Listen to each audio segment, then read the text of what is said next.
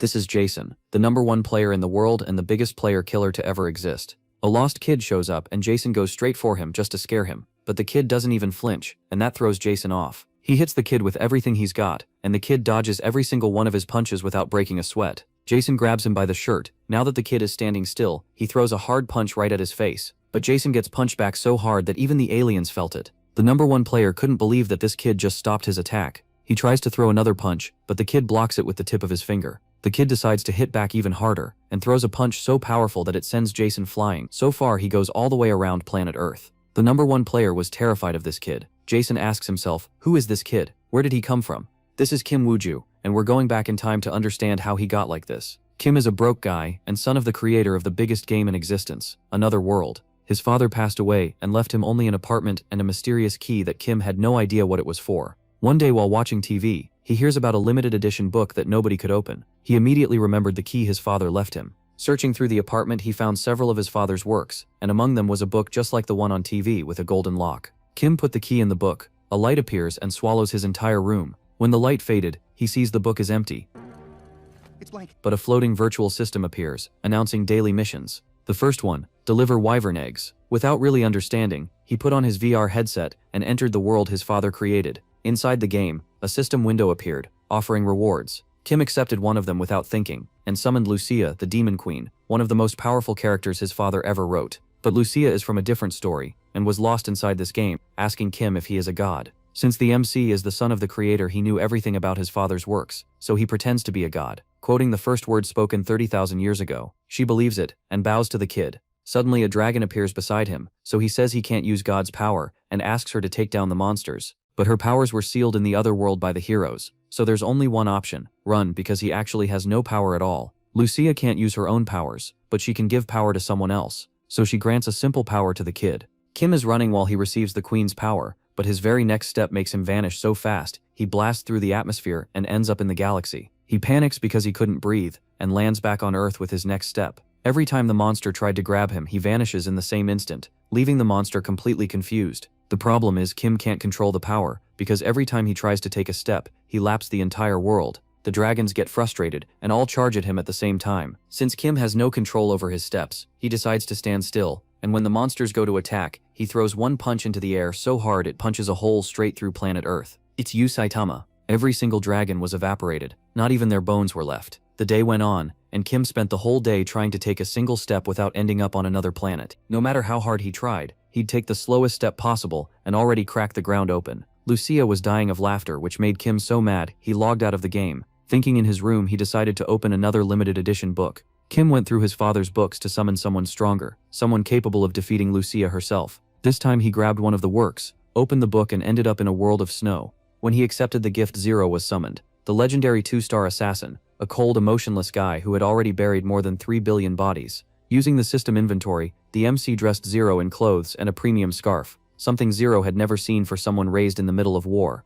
Zero agreed to follow Kim but was still at assassin level 2. To face Lucia, he would need at least level 3. Then giant rabbits appeared and attacked both of them. But before Kim could show his strength, the monsters mysteriously vanish. They had actually gone underground where Kim couldn't attack without destroying the planet. Zero got angry because snow fell on his clothes and started crying. In that exact moment, his level shot up to 3 stars, 4 stars, 5 stars, reaching Super Saiyan level. Zero with supreme power used his wire-cutting ability and obliterated the monsters underground, making over 10 trillion cuts in a matter of seconds, leaving Kim with literally no ground to stand on, and horrified to realize she had summoned a demon. The MC logged out of the game, and left Zero alone with nowhere to go. Some giant bats appeared but were taken out easily. Meanwhile, Kim spent hours studying his father's unpublished drafts to learn more about his character. Zero was still waiting for Kim to come back when a group of soldiers arrived and attacked him. The assassin appears behind the enemies, trying to catch them off guard, but in the end he gets hit. During his fall, everything seemed over. When a memory of Kim crossed his mind, he refuses to give up and grabs onto the mountain.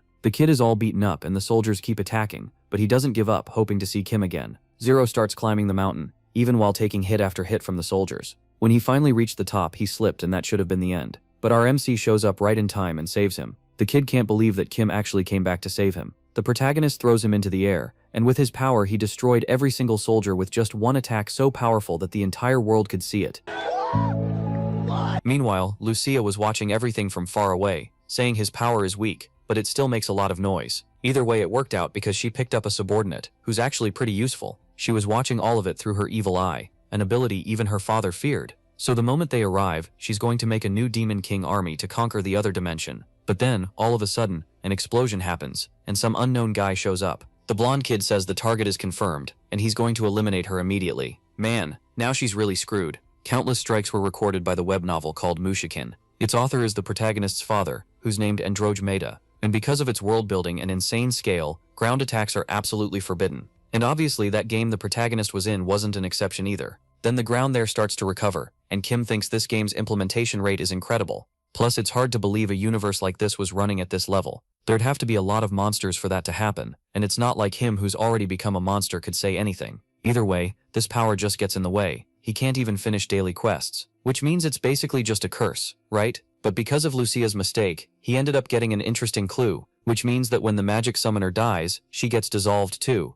To beat her, a head-on fight could be tough, but an assassination might be more doable. In Zero's web novel, around volume 30, he had a 3-star skill that could kill even immortal people. To make it easy to understand, the ultimate skill brings both physical death and brain death, which means Lucia could get hit with that so-called permanent death. But Zero's power is still at 2 stars, and to use that 3-star skill, he's gonna need 1 more, right? Still, he'll solve this problem easily, since he found an official fast growth route in his dad's research. To sum it up, it's gonna be the feeling of rage. In the novel, when Laura was fatally wounded in the final phase, Zero had gone into extreme rage. He got a pretty big level boost, but since he was already awakened, it wasn't that noticeable. And basically, emotions are the key to that kid's level growth. Still, he wants to know how he could ruin his mood, asking if he thinks assassination is a joke, and if he shouldn't be more fired up. So he needs to be more mad at himself, and have the mindset to push even harder to the limit. The kid says if that's the case, he just has to smile, but Kim says he has to get angry until his heart explodes. And hearing that, Zero starts crying. Man, this guy's just a kid. Seeing that, Kim wanted to know what went wrong and why it ended up like this, figuring it was when he'd offered a scarf to win his favor. Because of that, the kid's instincts probably went down the drain. Then Kim says that for this assassination, he's gonna have to bet his scarf, and the kid panics right away, and Kim realizes he's heading in the right direction, right? Asking if he understands how serious this is, because it means Lucia is a villain who'd go as far as stealing what isn't hers. Then some really crazy lights start coming out of Zero's body, and now he actually looked furious. So the 3rd star appears on his shoulder, and Kim asks if he's mentally ready now. So they should go face Lucia head on now, man. This dude doesn't look innocent anymore. Kim uses his system to teleport, and finally they're at the place where Lucia is. Looking to the side, Kim says she's in that direction, and then he sees something weird. Damn, the blonde guy was literally wrecking Lucia. Without wasting time, Zero goes after the guy, throwing a combo of hits. The player asks what the hell he was doing, and the protagonist tells him to stop because that's not the target. But looking at the guy, he's surprised, because he was still fine even after those attacks. The smug blonde asks why he's interfering with his work, since he was there to eliminate the disturbing presence based on his reports, wanting to know what the situation is, because this could be seen as an attempt to kill him. Hearing that, the protagonist immediately gets what's going on, figuring that guy thought it was him who attacked him. Then a flashback shows Kim saying that since Zero has low stamina, he has to hit and run fast. Also, he doesn't reveal his true form. And yep, that's exactly what happened. My guy, the blonde, didn't even see Zero attacking. Then Lucia answers the player's question, saying Kim has no other intention except to conquer this world. His appearance doesn't matter because he's her proud demon lord. And hearing that, Kim was like, what is she even talking about? Then she adds that that dude over there even calls himself God. The man asks him to explain better, and Kim says he was just trying to attack that girl. Either way, he'll support him, asking him to defeat the Demon Queen already. But the blonde says he's not just gonna let him off like that. In the same instant, he rushes at the protagonist, saying he didn't even manage to introduce himself, asking if he knows this game is based on an original work, because in the original there's a limited edition that needs a key. To make it easy to understand, he's the one who unlocked the limited edition with that key, and his name is Jason, and you've probably already heard his name. Kim, realizing this guy is part of a company called Just One,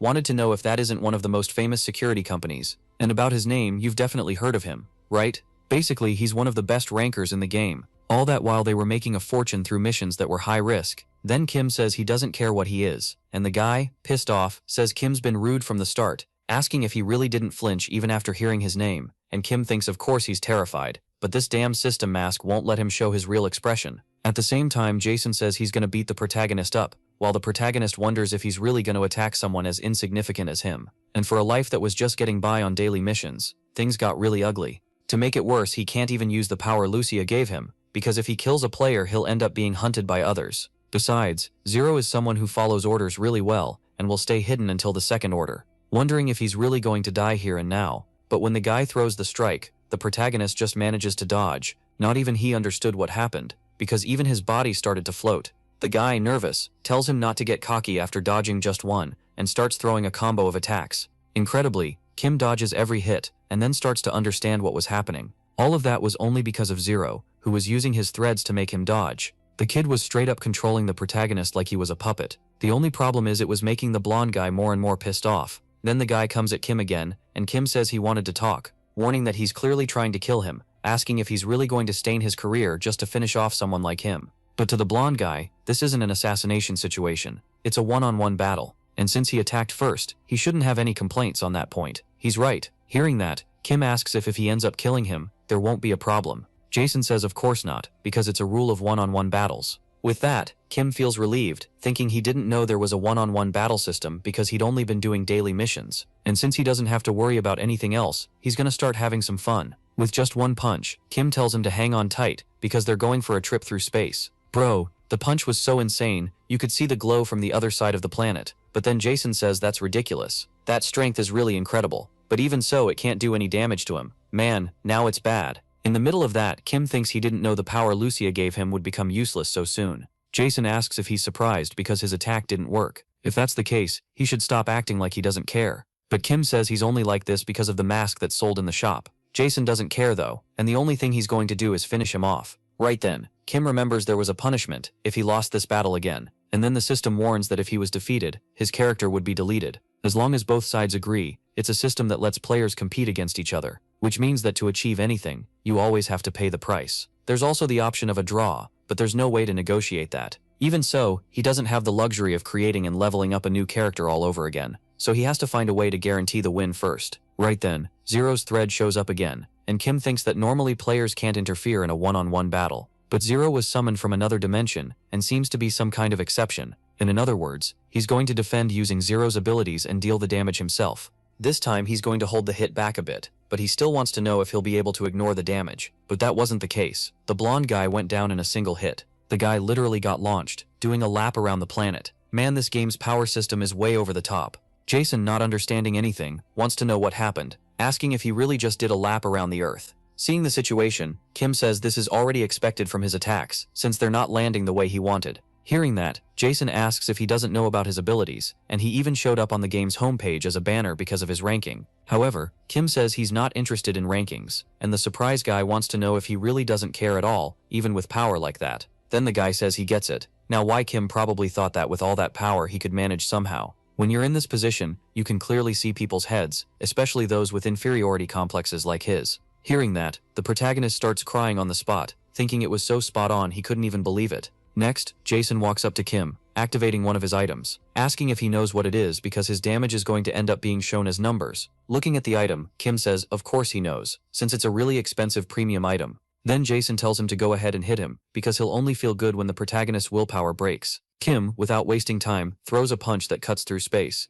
However, it did almost no damage to the guy. Kim is surprised he only did 1 damage, and the guy says any kind of hit will only do that much damage. After all, that's one of the abilities he received. That's why he became the most powerful ranker with that skill. First of all, you need to know his HP is 120,000, meaning Kim doesn't have any chance. So Jason starts throwing a combo of hits, but Kim dodges calmly. He keeps dealing 1 damage little by little, and meanwhile, the Demon Queen was watching everything from far away, saying he just has to keep hitting the kid until his life runs out. Zero along with the Demon Queen were cheering for the protagonist, who, seeing that from far away, thinks those two shouldn't be getting along, but they're still together. Back to the battle, he thinks it really doesn't matter where he hits, it'll only deal 1 damage. But one advantage is that even if it's a light attack, it'll deal 1 damage. In the middle of the battle, Kim says that in this story, the Volume 2 boss used an armor called Golden Armor. It was an item that automatically regenerated 1 HP every 0.1 seconds, which means he already knows a way to neutralize an ability like that. So our boy calls out to Zero, asking him to change his attack mode.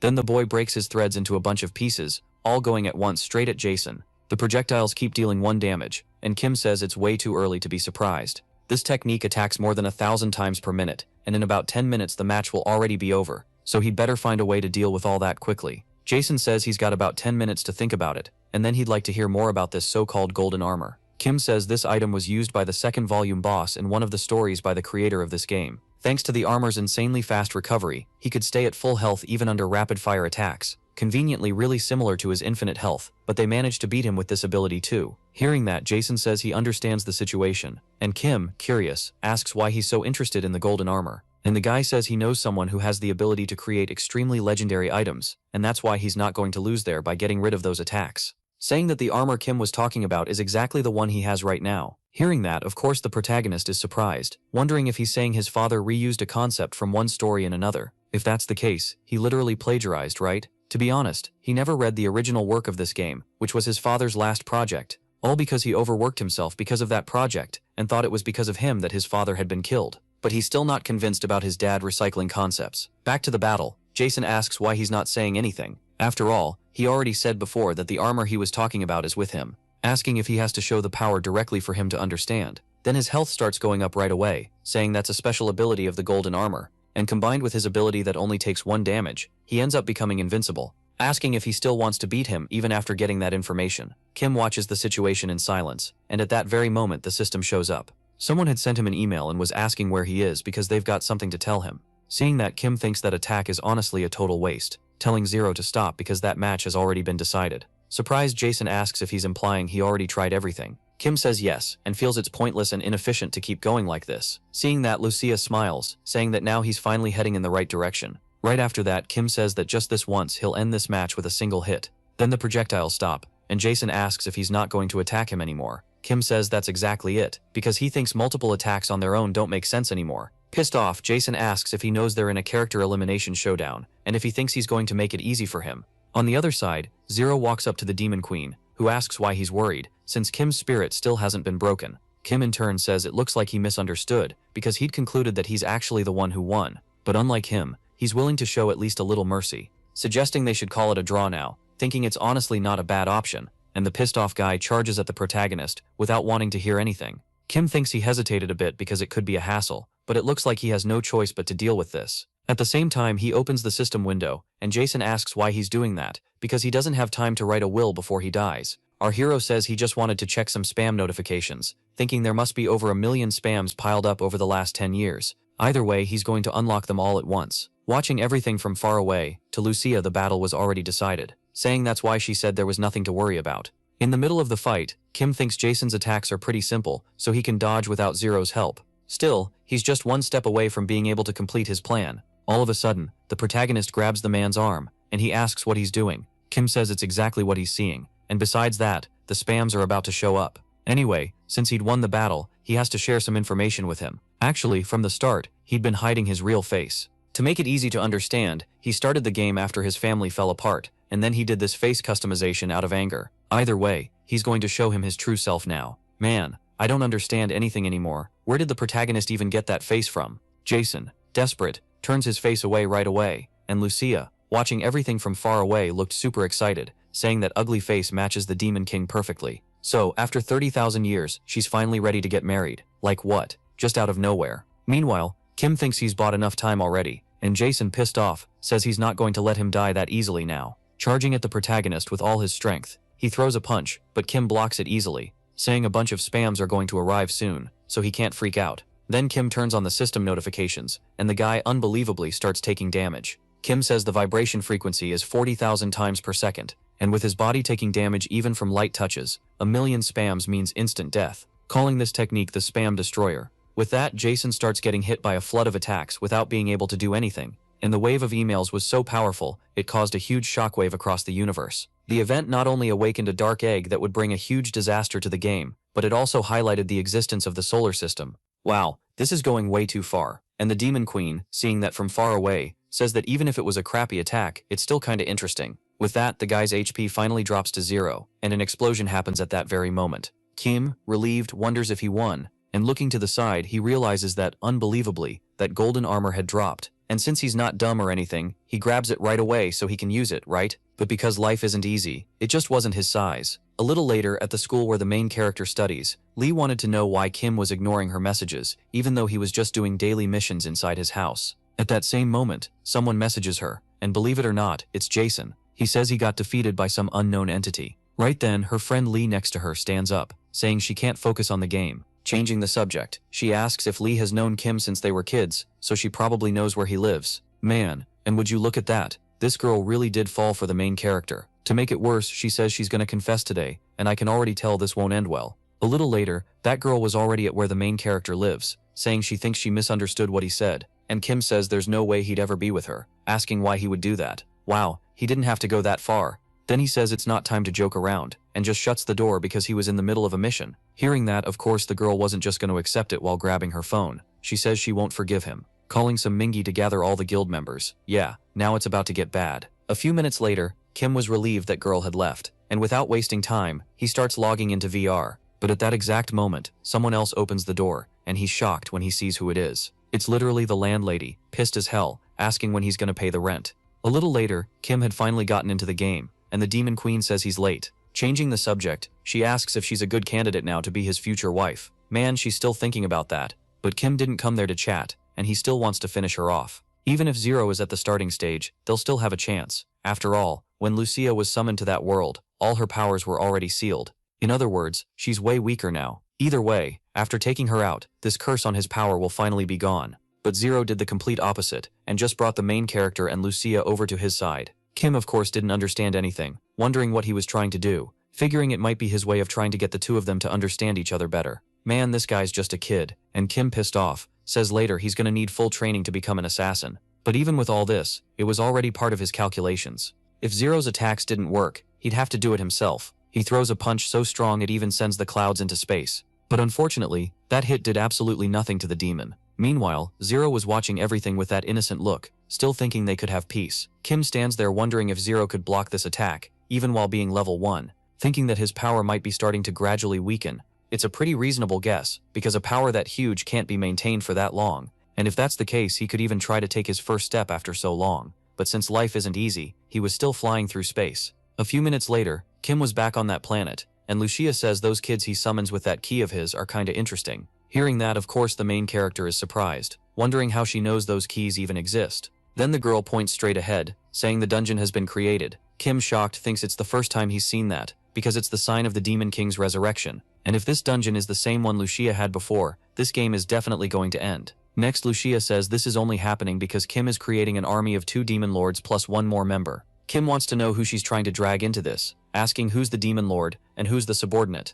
Then she says that since there's a chance she'll be his wife, she needed a bigger title. Seeing the situation, Kim thinks that even if he wanted to stop the dungeon, he can't do absolutely anything, even considering the possibility of quitting the game, since he's totally at his limit. Right after that, Lucia says what's left is to make money off him. After all, dungeons are business opportunities. To keep it simple, dungeons are real lands of opportunity, where you can make a lot of money, right? Kim asks if she has any money, and she says no, but even so, she's got a dungeon, and just by charging an entry fee, her life is gonna change instantly. Changing the subject, he asks if it's good to finish this dungeon or not, but Kim tells her to stop talking that nonsense, asking if she thinks he'd be fooled by just that. After all, he's not that easy. But if she's gonna give him money, she has to tell him the details, asking if they're starting construction right away, because she changed her mind really fast. And so, unbelievably, the protagonist had become a demon lord in that game. Yeah, I can't really tell if things are going well for him or not. A few minutes later, Kim had already started building the dungeon, and was surprised those weird lines were on the ground. Lucia says that's a skill of her demon eye that can see absolutely everything.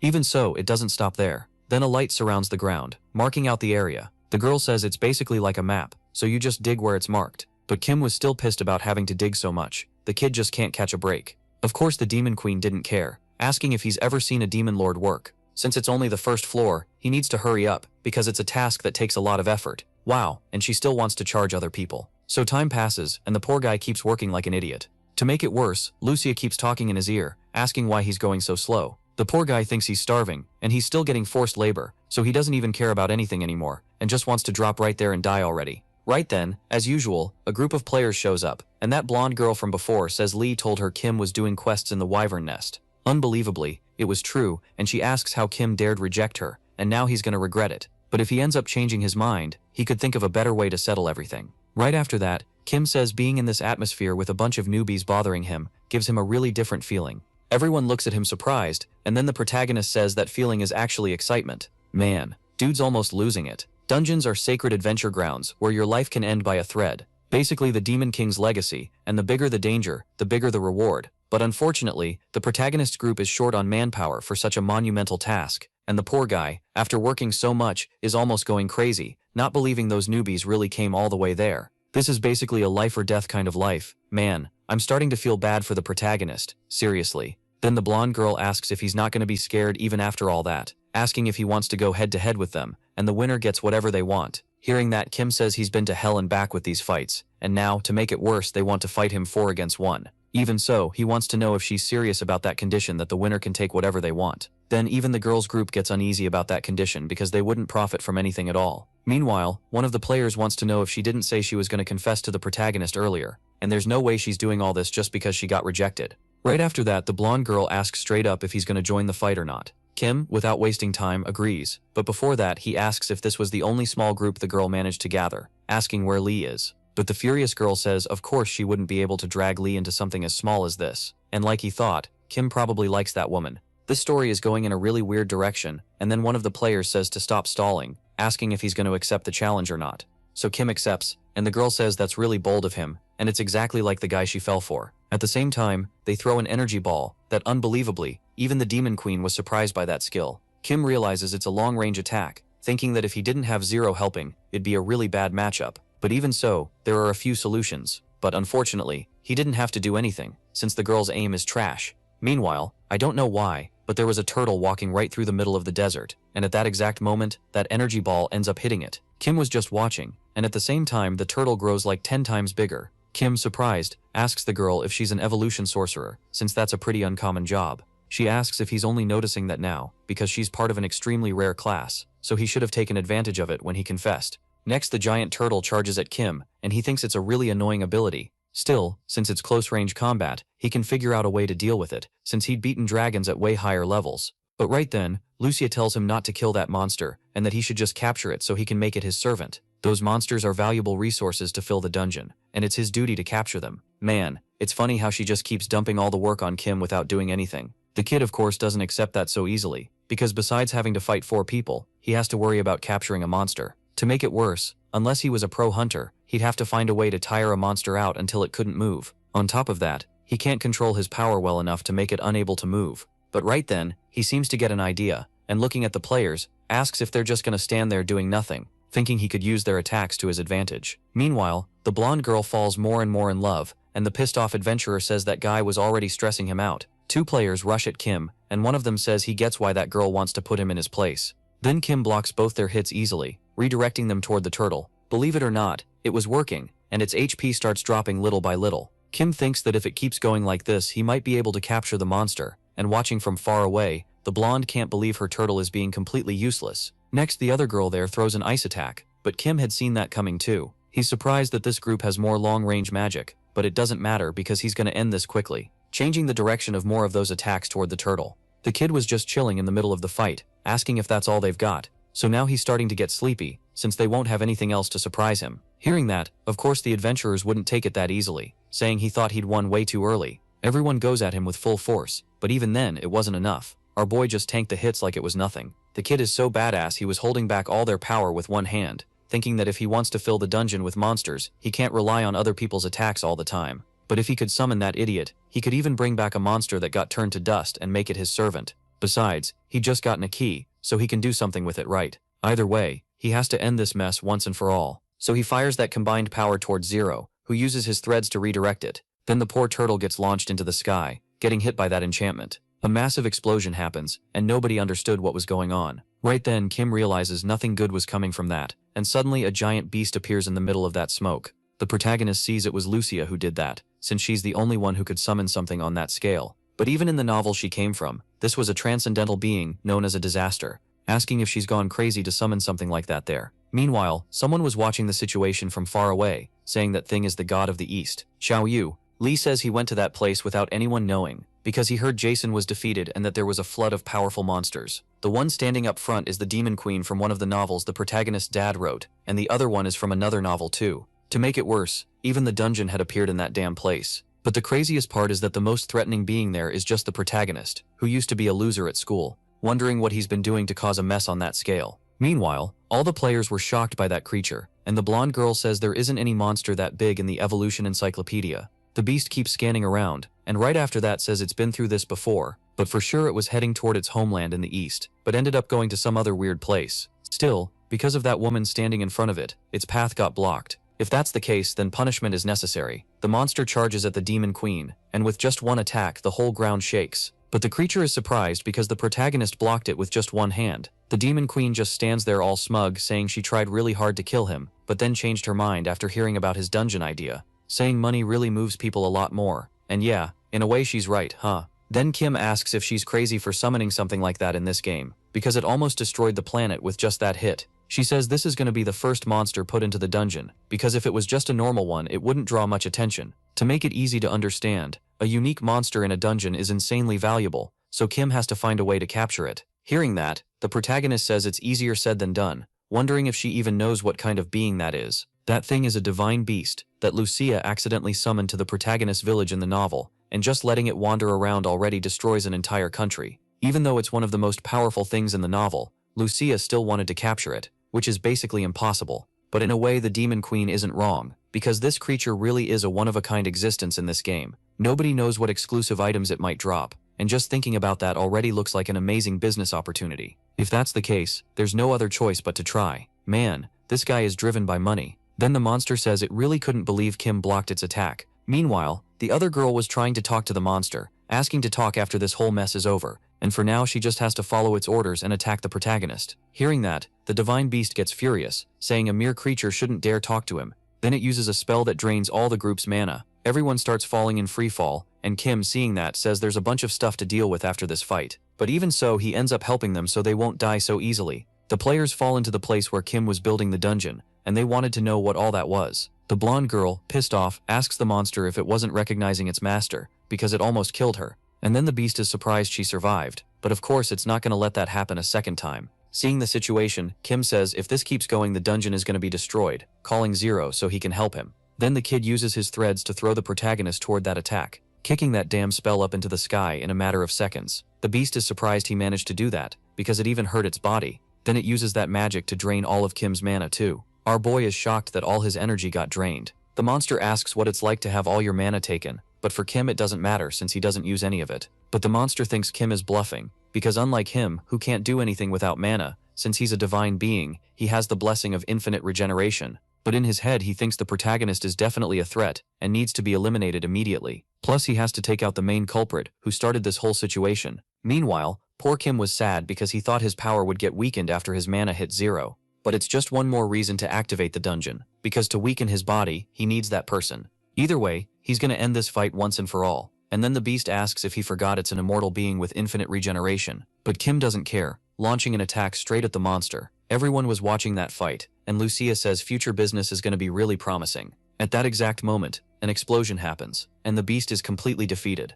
The attack was so strong it looped all the way through space. Bro, I've already said this story's power system is insanely over the top. Right after that, Kim looks like he's in some kind of hallucination, and that beast can't believe it got defeated. Either way, it admits Kim is incredible, but since it's a god, even totally beaten, it can come back to life after 3 years. Man, that beast that was gigantic turned tiny, and Kim, since he's not an idiot, just captures it. Yeah, it was easier than I thought. Going back a few minutes, Kim's attack was so powerful it went around the earth and sped up its rotation, making, believe it or not, 3 years pass in an instant. With that, the game world got completely destabilized, and a bunch of monsters showed up all at once. Where Kim was, it was no different. A ton of dragons appeared out of nowhere, but of course the kid shows up right on time to wipe everyone out, right? Kim, not caring at all, says he wants to finish this already and get back to work, asking if they're still gonna keep fighting. But a few minutes later, life got easier for our boy. He put everyone to work. So as time went by, that damn dungeon was finally finished. Funny thing is, they even put up rules so nobody could come complain later. Meanwhile, Lucia was impressed, admitting that achievement is definitely Kim's.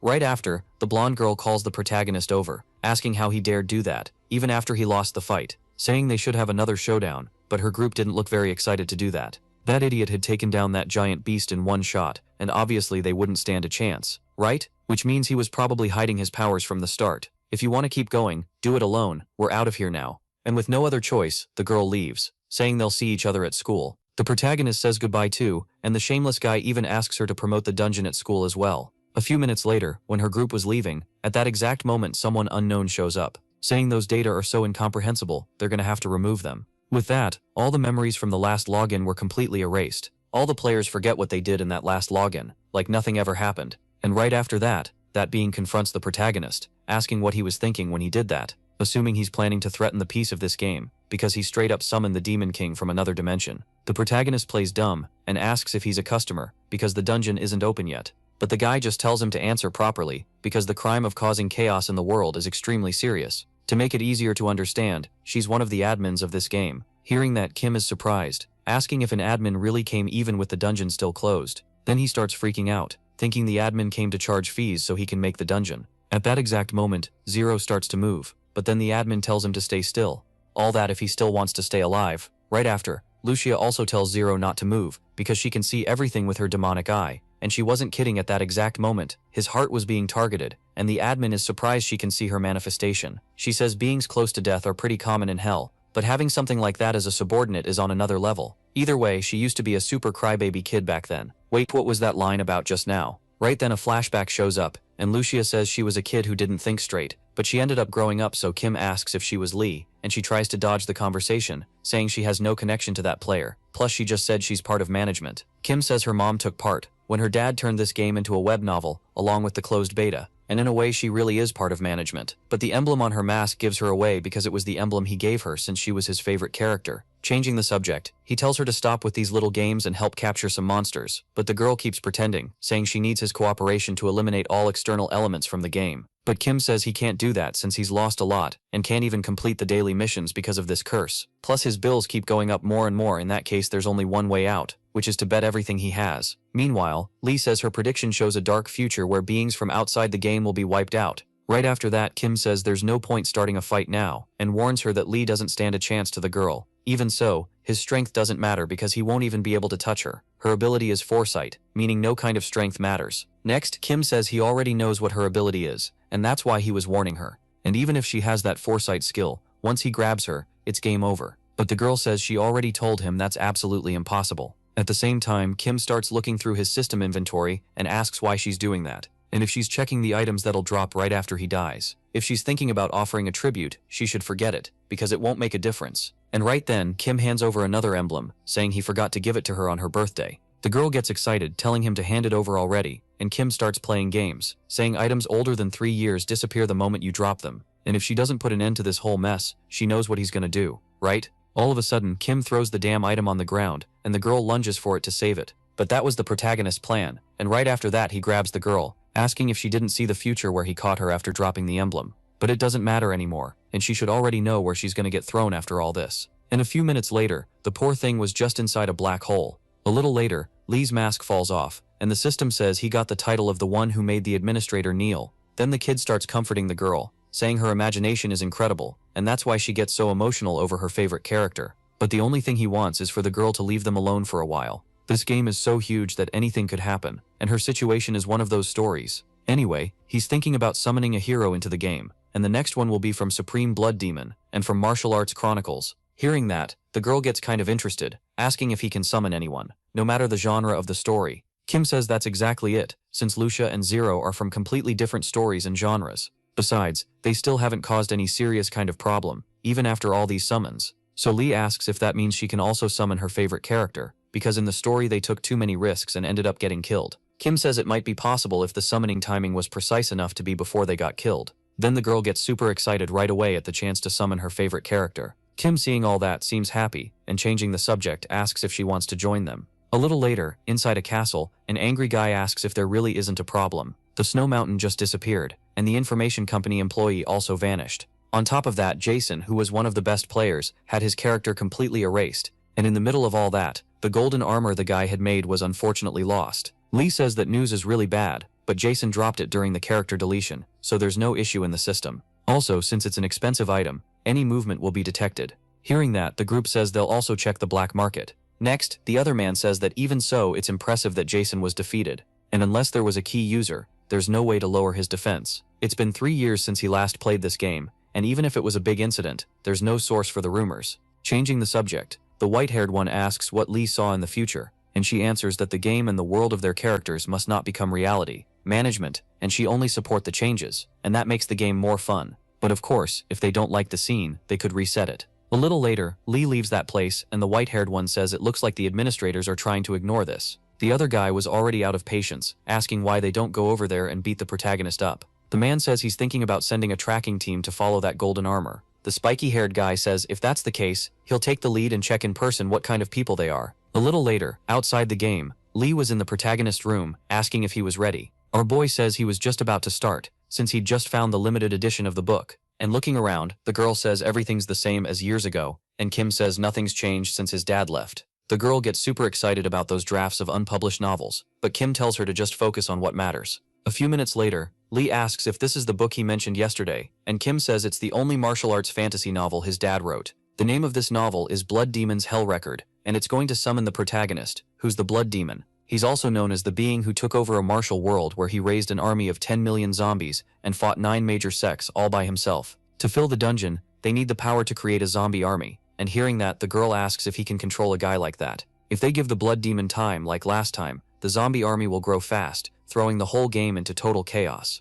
But Kim, grabbing a key, says he calculated the time to suppress this guy, so there's no time to hesitate, right? Without wasting time, he opens the book, and in that same instant, the whole house is wrapped in light. A little later, the scene shifts to the protagonist of that novel, who was wondering if he'd survived. Because of surprise attacks from martial artists, he ended up falling off a cliff. Even so, he was surprised they couldn't finish off an old man who'd been caught off guard. Either way, he's going to wipe out everyone who did that to him. Right then, a little girl shows up asking if he's okay, and says she'll call a doctor right now. And immediately, the guy thinks he just found the only way to heal these internal injuries. Then he raises his hand, apologizing to the child, because to be reborn he needs a vessel to transfer into. So if that's the case, he'll have to borrow her body for a while. A little later, the man opens his eyes, and Lee can't believe he really was summoned. Then Kim says Volume 1 is mainly about the Blood Demon borrowing a young girl's body so he can be reborn. Still, Lee wanted to know if this is really a demon. Kim tells her to watch what she says because the Blood Demon is still inside him. Suddenly, the demon gets furious, saying he's going to kill all of them. But since life isn't easy, his powers were unfortunately pretty weakened. Lee picks the child up in her arms, and the demon thinks he'd forgotten he borrowed this servant's body temporarily. Next, Kim advises the man to control his dantian first, because if he uses martial arts carelessly in this body, his blood vessels will twist up. The guy gets annoyed that a brat like this is lecturing him, but he's still right. His servant has inner power, wondering if he'd forgotten the basics to be able to control it. Either way, he'd already decided what he was going to do. First, he'll deal with the girl who'd mocked her, launching an attack in a matter of seconds. But Lee calmly dodges and even keeps messing with him. He can't believe they predicted his moves because there's never been anyone able to do that. Next, Kim asks if the internal energy management was successful. Then they throw the seed toward the girl, who thinks that even though it was tossed lightly, it was hard to catch, wondering if there are still hidden masters in the martial world he doesn't know about. Right after that, Kim says to now try infusing inner power into the next seed, thinking it's getting dangerous to keep watching the Blood Demon. Little by little, he was adapting to that girl's body. Then the Blood Demon asks why he should follow his orders, but Kim says he'll do whatever he wants, asking who he thinks saved his body in the middle of rebirth, and it's not in the nature of the martial world to look after the body you borrowed for a while. Next, Lee says to just follow orders, and meanwhile, the Blood Demon thinks there are only 2 people in the world who call him a lackey. If it's them, they really would read his moves, and just from tossing that seed it would naturally be pretty powerful. Before, he thought he was fighting the martial world completely on his own, but they'd been watching him the whole time. Then the Blood Demon changes his attitude on the spot, apologizing for greeting them so late. In the middle of that, Kim thinks that now everything is going according to plan. Next, he asks what she was talking about, and whether she's not going to focus on the seed. But at that exact moment, when the girl puts her magic into the seed, it explodes. The protagonist asks if Lee managed to see the future with her ability, and the girl says the Blood Demon's martial arts start with death. Hearing that, Kim thinks that if that's the case, the monsters that turn to dust could definitely be revived as undead. From now on, this is going to be the business capital, and it's going to completely wipe out the dungeon's servants.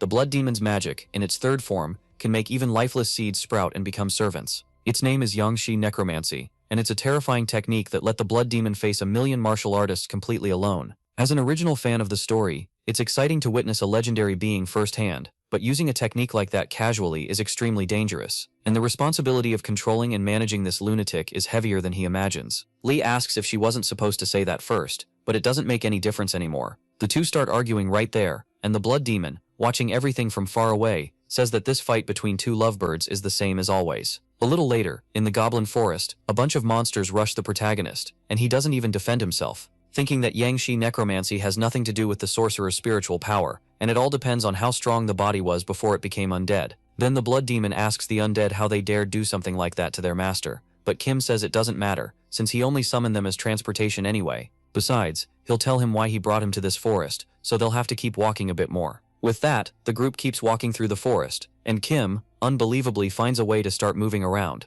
Still, it's really slow, but either way they're in goblin territory, asking if they feel any presence. The undead next to them says yes, and judging by the presence, it could be stray goblins or kids. Kim says he nailed it, because they're definitely not human. Those are creatures that, instead of being called goblins, are called imps, and they have devilish faces, but they're still pretty small. Then Kim tells the girl to try to make those monsters her subordinates, and she, pissed off, says they're not the kind she wanted to command. But Kim tells her not to be intimidated by their size, since they all look almost the same anyway. To make it easier to understand, those monsters always follow whoever's stronger than them. Yangshi necromancy is the ultimate technique for controlling dead people, but he's never controlled a living being before. Hearing that, the girl is surprised, thinking her master's insight is really incredible, assuming her master was planning to train to become a more complete blood demon by controlling living creatures instead of dead ones. Then the girl gets all moved, saying she finally realized the master's true intentions, so she's going to do what he asked, right? A little later, she's already standing in front of those imps, saying the master's teaching methods are as brutal as ever.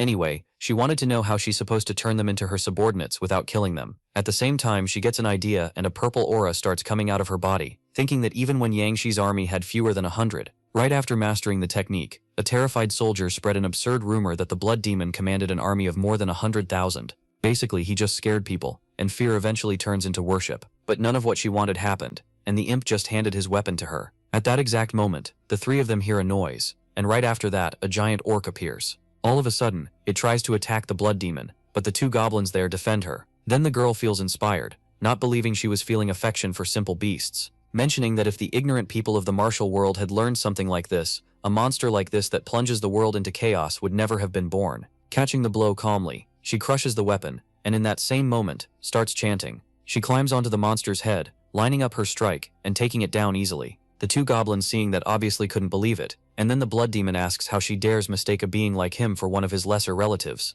They really have 0 sense, but he doesn't have time to finish them off, and before they killed them they should just leave. But the opposite happens, and the two of them lift the girl up. Poor thing couldn't take it anymore with all that hatred, and the protagonist was just watching. She managed to make them become allies, but the mission still isn't over. Right then the group hears a horn, and the goblins start shaking in fear for some reason. Tien thinks his plan almost didn't work out the way he wanted. In the goblin forest there's a big battle between ogres and goblins, every full moon, and this time, the battlefield is exactly where the blood demon is headed. Either way, they'll find a way to turn both the ogres and the goblins into dust all at once, and taking advantage of the moment, the blood demon is going to turn all of them into undead, and then his plan will be complete. The dungeon's gonna be packed with monsters, so that's the perfect strategy, right? Right then, a black aura rises into the sky, and Kim realizes it's time to teleport. In that same moment, he goes there thinking, this is the central area of the war between those goblins. It's probably where the monsters are most concentrated, and now he just has to leave the rest to the blood demon. But when he looks over there, something's different, because only the orcs had been defeated,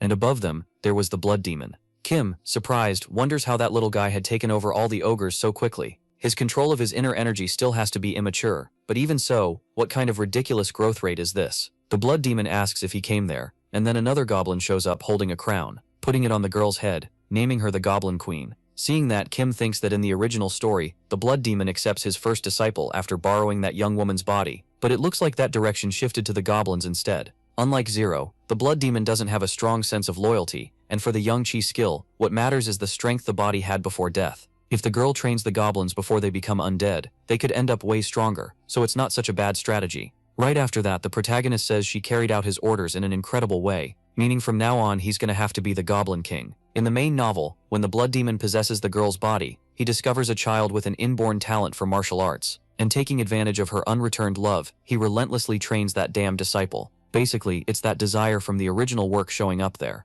and for some reason the goblin army is getting insanely strong. Then the scene shifts to another place, with a man saying he's late, asking if they're from Belonso's tracking team. This guy's name is Kiwi, and he asks if they heard he was going to join the team. Hearing that, the other guy can't believe what Belonso was thinking, making them travel with an idiot like this, telling him to get out of there already, because he's only going to mess up their tracking. Kiwi orders him to show a little respect, asking if he already forgot who kicked him out. But the guy says he's not going to respect someone who only became a ranker because of luck. Then Kiwi says he'll let him experience death one more time. Using one of his skills, he manages to make the guy completely unable to move, starting to go at him with a giant hammer, but the man manages to break the spell. Right then, an explosion happens, but Kiwi couldn't land his hit. At the same time, the guy shows up behind him, saying that once you figure out the ability of these key users, they're way easier to deal with. Right then, Kiwi uses another one of his skills, and a huge lightning bolt falls from the sky. The player manages to dodge, and Kiwi asks if an X-ranker was really that proud of pulling off a bug. But the man says he just used the cancel control skill,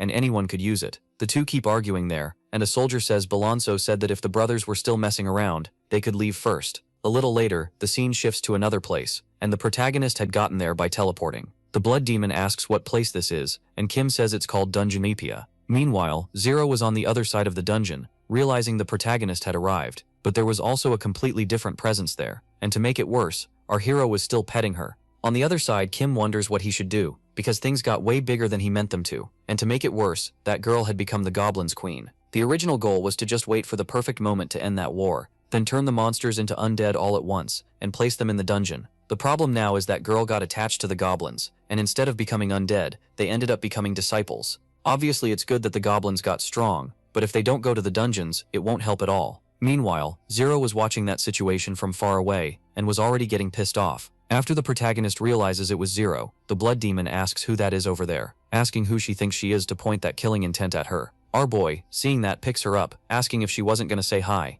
Zero, for her part, doesn't move a single muscle, and look at that, the kid's awakening more stars. In that same instant, the two disappear, and out of nowhere start fighting each other. The blood demon is surprised by Zero's skills, thinking the threads aren't normal, but actually it's pure, intangible IQ. A technique that can be dispelled easily, but mixing direct attacks with pulling back makes it more and more complicated to deal with. Honestly, the technique is innovative and well put together, becoming more accurate and faster as it goes on. To make it worse, her body is fragile, she's already hitting her limit, and basically she's at a big disadvantage, right? But obviously it's still not enough to defeat her, right? You have to remember, she's still the blood demon. In that same instant, an explosion happens, and the two end up in a stalemate on the ground. Looking to the side, the two hear a noise, and in that same instant the demon queen appears. Right after that, Kim appears behind Zero, saying he can now increase his stars on his own. If they keep fighting, they'll just waste energy for no reason, so they need to calm down a bit. But the kid had already calmed down, right? The only thing the boy wanted was affection. Seeing all that, the blood demon realizes everyone is someone her master knows, and if that's the case, she'll ignore this rudeness for now.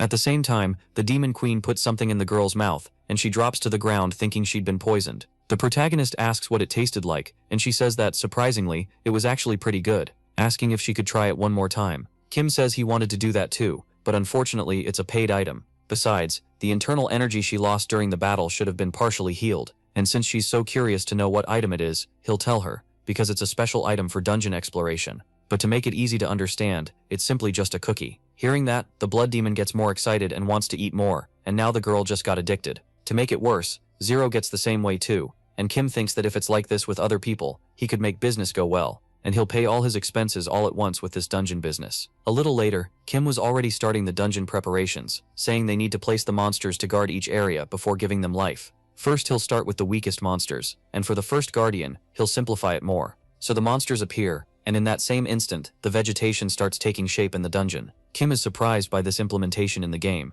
but either way he has to go to stage 2. After summoning orcs, he says that normally something like lower rank goblins would be suitable, but the problem is that idiot blood demon. Each goblin got so unbelievably strong that he couldn't just place them. However, he racks his brain to position each monster, but luckily he managed to do everything. However, now he has to see which monster is going to the final boss phase, which definitely has to be the strongest one, right? Right after that, the scene changes to another place, with Lee saying the bug that affected 3 years of time in the game was fixed and compensation was provided to the affected users. Then someone else cuts in, asking if this was supposed to be some kind of report, because it looks like they're just stating the results without analyzing the cause, or that woman there looks like the one who charged the protagonist for expenses. Lee says that after the main users showed up, analyzing the cause became absolutely pointless. Then the girl with glasses says it's a rights violation to argue with the prophet's words, and the other woman asks if she isn't being way too understanding just because that one is her daughter. And the glasses girl shuts the other woman up, saying that for now they're going to create some tension between the main users. Anyway, they're expecting those kinds of changes to show up in the game, and on top of that they should fully support the prophet's words. After all, responsibility for those words falls on the people who said them.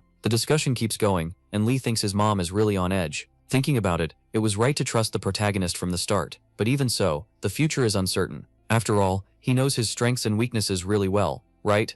Then the scene changes to someone knocking on the protagonist's campaign, and look who it is, it's the woman from before, coming to collect rent. asking when he's going to pay already, and Kim, hearing that, asks if it's really important. Either way, he just has to forget it and set up a meeting with a real estate agent to talk about buying the building starting tomorrow. Besides, she shouldn't even be inside the building either, because she's got so much money she could end up buying even the owner. Hearing that, the woman doesn't understand a thing he said, and Kim just shuts the door. Back in the game, the kid thinks he doesn't need to hide his ambitions anymore, plus he's going to set up the item shop too, and getting the display ready cost more than expected, but it'll bring in huge profit later. That way he'll escape poverty and enjoy life to the fullest. Right after that, he opens the system and finally starts the damn dungeon. That very instant, an explosion happens, and that was the beginning of everything. With that, all the dungeons responded together and glowed for a moment. Back to the protagonist. For some reason he puts on a mustache, saying that starting today they'll be busy and won't have time to deal with anyone. Lucia says to call that place the Demon King's Castle, and right after that Kim presses something that throws the two of them somewhere else. The protagonist says that as the dungeon grows, the day will come when it's truly called the Demon King's Castle, so they just need to be a little more patient. So a day passes, and the moment to open the dungeon finally shows up, and the kid seemed pretty excited, thinking a lot of people would come. But when night comes, unfortunately not a single person showed up there to go into the dungeon. He even figures there's nobody, because the wyverns are extinct and the quests don't show up anymore. To make it worse, he'd bragged to the building owner, wondering if he'd ruined everything. But at that very moment, a player shows up saying that the light he saw this morning means a dungeon is descending. Kim gets all excited thinking it's a customer, saying he can use the shop before going into the dungeon, asking if he'd like some help. Hearing that, Kingwee thinks he's just a street vendor, saying he only came to watch and it's nothing special on his end. But at that very moment, a group of players restrains the protagonist, saying it's better not to move if he still wants to stay alive. Even so, Kim thinks they're all customers, and in seconds he throws their weapons into space. After doing that, the shameless guy says not to worry, because the shop exists to replace those things. But the group immediately realizes the gear he had was low quality, and some of it was even free. Still, Kim says they're going to buy, and no matter how many items there are, eventually they'll have to buy his. Especially because a smart merchant like him is going to bankrupt all of them. Hearing that, Kingwee kind of gets what's going on, asking if he's the root of all the problems. At that same moment, a sniper shoots his arrows toward the MC, and the other player says they're from an organization where murder is allowed at the same time. Kim grabs the blades with his hands, throwing them into space again. Nobody believes what he just did, and Kingwee asks if he was the one who took the golden armor, after taking down Jason. Hearing that, Kim says that golden armor is one of the dungeon rewards, asking if he wants to try. But Kingwee tells them to cut the crap and hand over the item already. Meanwhile, Zero had been listening to this mess from underground, and the Demon Queen says to leave it to him this time. Right after that, the scene goes back to the same building as before, and Lee says that honestly, he didn't see that coming. If the golden armor shows up as some kind of dungeon reward, it definitely wouldn't be a good thing. At that moment, the girl's mom shows up, asking if that emblem on his shoulder isn't from her favorite character. Then her mom starts talking in a whisper, saying there are people listening to them, saying there are tons of masterpieces among the protagonist's dad's works, and that's probably why he died from working himself to death. She was the editor in charge back then, and she can't even put into words how much she regrets it. Changing the subject, she wanted to know how his son is doing. Lee says he seems fine, because he sees him sometimes at school, and it looks like he's also logging into the game pretty often. Hearing that, her mom smiles, saying Jane asked that personally, wanting to know if there's any reason management is ignoring this anomaly. Obviously, the Prophet skill must have seen something in the future, but still, Jane is a dangerous player. They're probably waiting for an opening, and you can't say that guy doesn't want to take full control of that game. Either way, he can't show any sign of weakness, because it could be one of the openings they're always waiting for. Hearing that, the girl goes quiet, and just thinks for the protagonist to do his best. Kiwi is a really dangerous person, but there are scarier guys in the assassination squad. Back to the battle where the protagonist was. Right then, someone raises a hand asking them to wait. After all, that fight might be kind of pointless, saying that every dungeon has its own color and scent. Plus, this dungeon's aura matches that person's aura, and everyone has their own unique color, which makes it even more convincing. To make it easy to understand, they started thinking the protagonist isn't a player, but an NPC you can't hit. Still, one of the soldiers doesn't believe his item got destroyed, since it's a pretty valuable thing, right? And the protagonist, shameless as ever, keeps playing it off, asking if he wants to buy his items. With that, the group seems to have believed Kim is an AI, but still, the fact he said the golden armor is inside the dungeon isn't a lie. Without wasting time, Jarl goes into the dungeon, but one of the soldiers keeps saying he's going to keep an eye on Kim, because he's still really suspicious. However, Kiwi says to stop this mess and just go in already, because he already said that guy is an artificial intelligence. So they pay the fee to enter the dungeon, and right away the money lands in the protagonist's vault. He gets excited about his first profit, and now things are finally starting to go right. A few minutes later, with the group already inside the dungeon, they spot a closed door. Everyone's surprised they reached the boss room so fast, and on top of that, they ran into absolutely no monsters on the way. Right after, The old man says the direction is right, and the golden armor's aura is still beyond that door. And hearing that, Kiwi, without wasting time, kicks the door in, so they can enter. And looking around, everyone's shocked, because there's massive vegetation right in the middle of the dungeon. Watching the situation, one of the players says that outside looks similar to the goblin forest. They even assume it was some kind of illusion, and after throwing a few magic attacks they realize it was kind of like augmented reality, which means it's probably a dungeon with an enormous amount of magical power. Right then, some monsters show up, and Kiwi, using the system to analyze them, realizes they're an unknown race, and to make it worse, it's impossible to preset how strong they are. Right then, more of those little creatures appear, and Kiwi asks which way the golden armor is. After all, he wants to find that item without delay, asking if he can leave these monsters to them. Then the girl goes up front, and one of the soldiers stays back to provide cover. The woman for some reason had a real bloodlust, going all in on the monsters. Back to where the protagonist is talking, he says he'd been hearing a lot of noise from in there. Either way, he has to find a way to tone down all that noise when more customers show up, or it'll end up scaring them off. At the same time, a soldier puts down a bag of money, saying he's going to buy everything in this dungeon. Still, he wanted to have a duel with Kim. The main condition would be having his character deleted. Hearing that, Kim asks if he knows that every merchant in the world risks their life to do business. And a few minutes later, the duel was already over, and Kim completely crushed him. And as a consequence, of course the guy had his character deleted, right? It's not easy for anyone. Heading back to the dungeon, that girl was disappointed, saying she assumed they were unknown enemies and stayed on guard, but their attack power is literally zero. The poor guys are so weak they die with a single touch, and to make it worse, they don't even leave any experience points behind. Anyway, she's gonna rest there, waiting for the whole group. The scene cuts back to outside the dungeon, with the soldier saying he's gonna do one last check before the showdown. Wait, I thought the fight was already over. The soldier asks if the dungeon showing up there, and Jason disappearing are connected to him, but the protagonist didn't even care about that. He was just looking at the gold he'd gotten. Still, the guy's really curious, wanting to know what his real intention is, and Kim says just thinking about it already stresses him out, asking if he doesn't think talking is pointless during a fight. But to the guy, this conversation is really important, asking if he's trying to become one of the powers. But Kim, already with a short fuse, tells him to shut up, telling Zero to kill him. The soldier says he already knew he wouldn't reveal his plan that easily, so he'll have to see for himself what kind of skill he used to take down a ranker like Jason. With that, the guy gets ready to fight, and the protagonist asks what he's doing, and while sitting in the chair, he tells him to come at him, full force. Obviously after that the man would get furious, and after activating all his powers he says he's going all out from the start, so he better be ready. Kim even tries to settle everything just by talking, but the guy doesn't care anymore and charges in. Back underground, Zero still couldn't accept having to just watch everything from far away. Lucia says that even watching is a form of trust, and this isn't the place for them to step in right now. After all, it's a chance for the protagonist to realize his own strength, since he's one of the candidates to be her fiancé. Still, seeing how Zero is acting now, apparently their relationship needs to take a step forward. Back in the dungeon, a giant wyvern has just been defeated by Kiwi. Then another player shows up saying he arrived late, and Kiwi asks if he already took care of all the ogres. The guy says yes, but it took a while because he's not that strong. At the same time, a spell wraps around the dungeon and it goes back to normal. Seeing the situation, the old man realizes the dungeon returns to its original state when the place is cleared. In a way that's not good, because if demons show up, hell itself will manifest. On top of that, a powerful energy is flowing from beyond that door, and this dungeon has something they probably could never defeat. Kiwi asks if it was the energy from the golden armor, but the old man says it's different, and specifically it's the presence of something coming from beyond the door. But the girl doesn't care about the warning, she just has to beat everything that comes her way. And when she looks ahead she's surprised because there's only a skinny orc. The old man says that monster isn't attacking mindlessly, guessing it's some kind of monster from an evolved species. Anyway, it's a good chance to evaluate the level of one of their players, and that guy's nickname is Silver Demon. In that same moment, a hooded guy charges at the goblin, who dodges the strike easily. Surprised, he wonders if the wind energy distorted his attack. At the same time, the goblin attacks with its weapon, and the guy is convinced, thinking that attack wouldn't work. In that same moment, an explosion happens, and Kiwi asks if they also have power and intelligence. And the old man figures that apparently some being taught this monster how to use its strength. But the Silver Demon has had his training too, and they'll see which of the two is better. But Kiwi doesn't want to hear about that, and the only thing she wanted was the golden armor.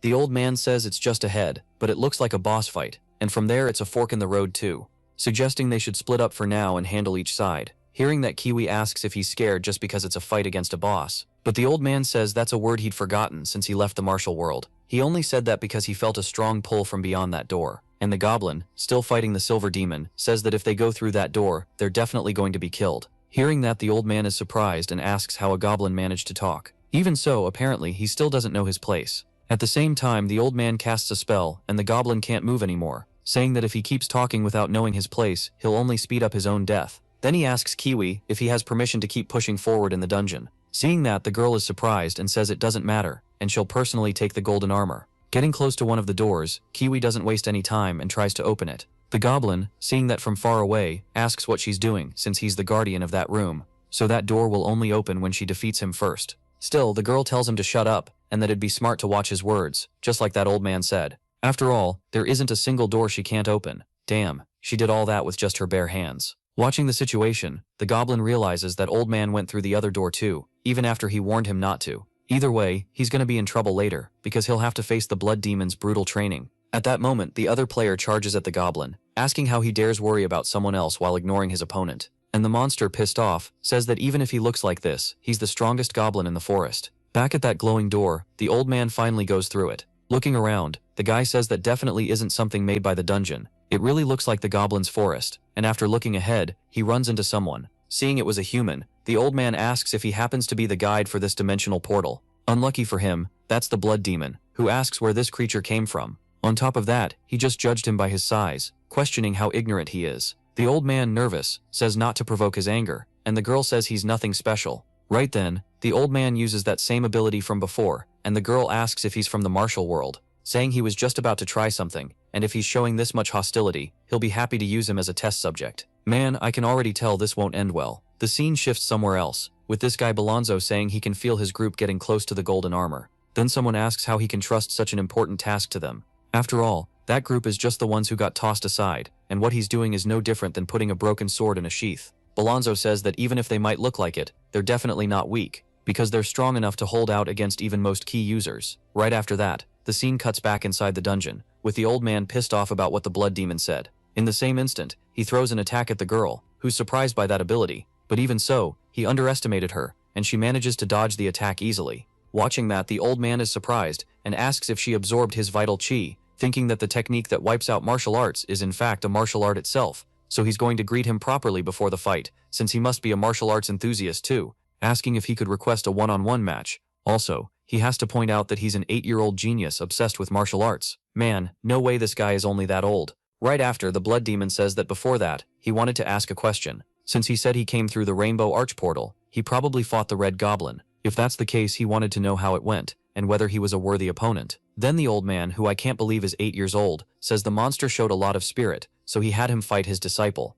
And totally changing the subject, he mentions that he's taller than her, and even if she stood on her tiptoes, she'd still be nowhere near his height. Hearing that, the girl is shocked, and says that means he still hasn't surpassed his student, and that's really disappointing. The old man asks why she's making so many excuses just because she's short, but the girl says that doesn't matter. If he hasn't surpassed his disciple, then obviously she's not going to go easy on him. Since he seems to be a martial artist, there's no choice but to try to get through his test. And at that very moment, a bunch of goblins show up and rush the old man. Then the scene cuts back to the Silver Demon's battle, who apparently had noticed something. Right after he lands his strike, the Red Goblin backs off, realizing that weapon isn't normal. The monster says his weapon is solidified life key, and an honorable skill granted by his master. One example is that he could materialize it in whatever form he wanted, and watching the situation, the Red Goblin just lets go of his weapon. The Silver Demon asks if he's going to give up the fight, and the Goblin says that life key really is pretty dangerous. After that, a flashback shows the Blood Demon saying there's a limit to someone's internal energy, and that's why it's important to coat the weapon with a thin layer of life key.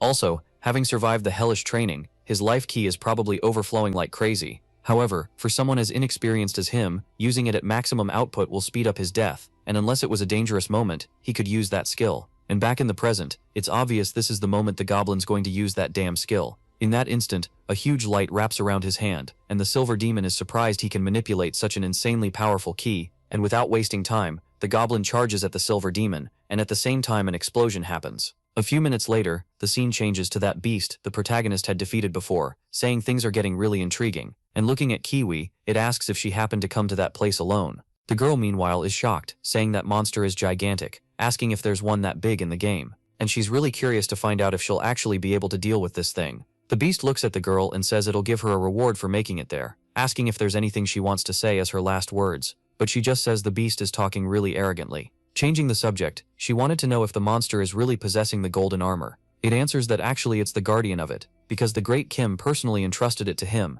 but of course, right, it really doubts there'll be any need to open that box, and Kiwi says he doesn't need to worry about that. After all, she's one of the highest ranked players who cleared this game, and there isn't a monster she couldn't beat. Man, she's really full of herself, huh? Summoning one of her skills, she says being big just means the target area gets bigger. Either way, she's going to end this soon, aiming her attack at the monster. The girl, all confident, already thought she'd won, and right after that she swings her hammer at the beast. Seeing all that, it's surprised, mentioning she really does have some pretty promising talent. Kiwi says that's kind of obvious. After all, she was a promising athlete even outside the game. And if it weren't for that damn accident, she'd still be an athlete to this day. But in the game, uncontrolled cell growth granted her the great power to compete as a high-level player. Either way, it's still not over, because her abilities have only just started to show themselves. A little later in a flashback from 2 years ago, Yahello says he bought more items with his mom's card again, asking if he can't play in moderation. Meanwhile, there were a bunch of people watching that fight between siblings. His younger brother is a high-level gamer in one of the games made by the protagonist's dad, and his older sister is a promising athlete with potential for the national team.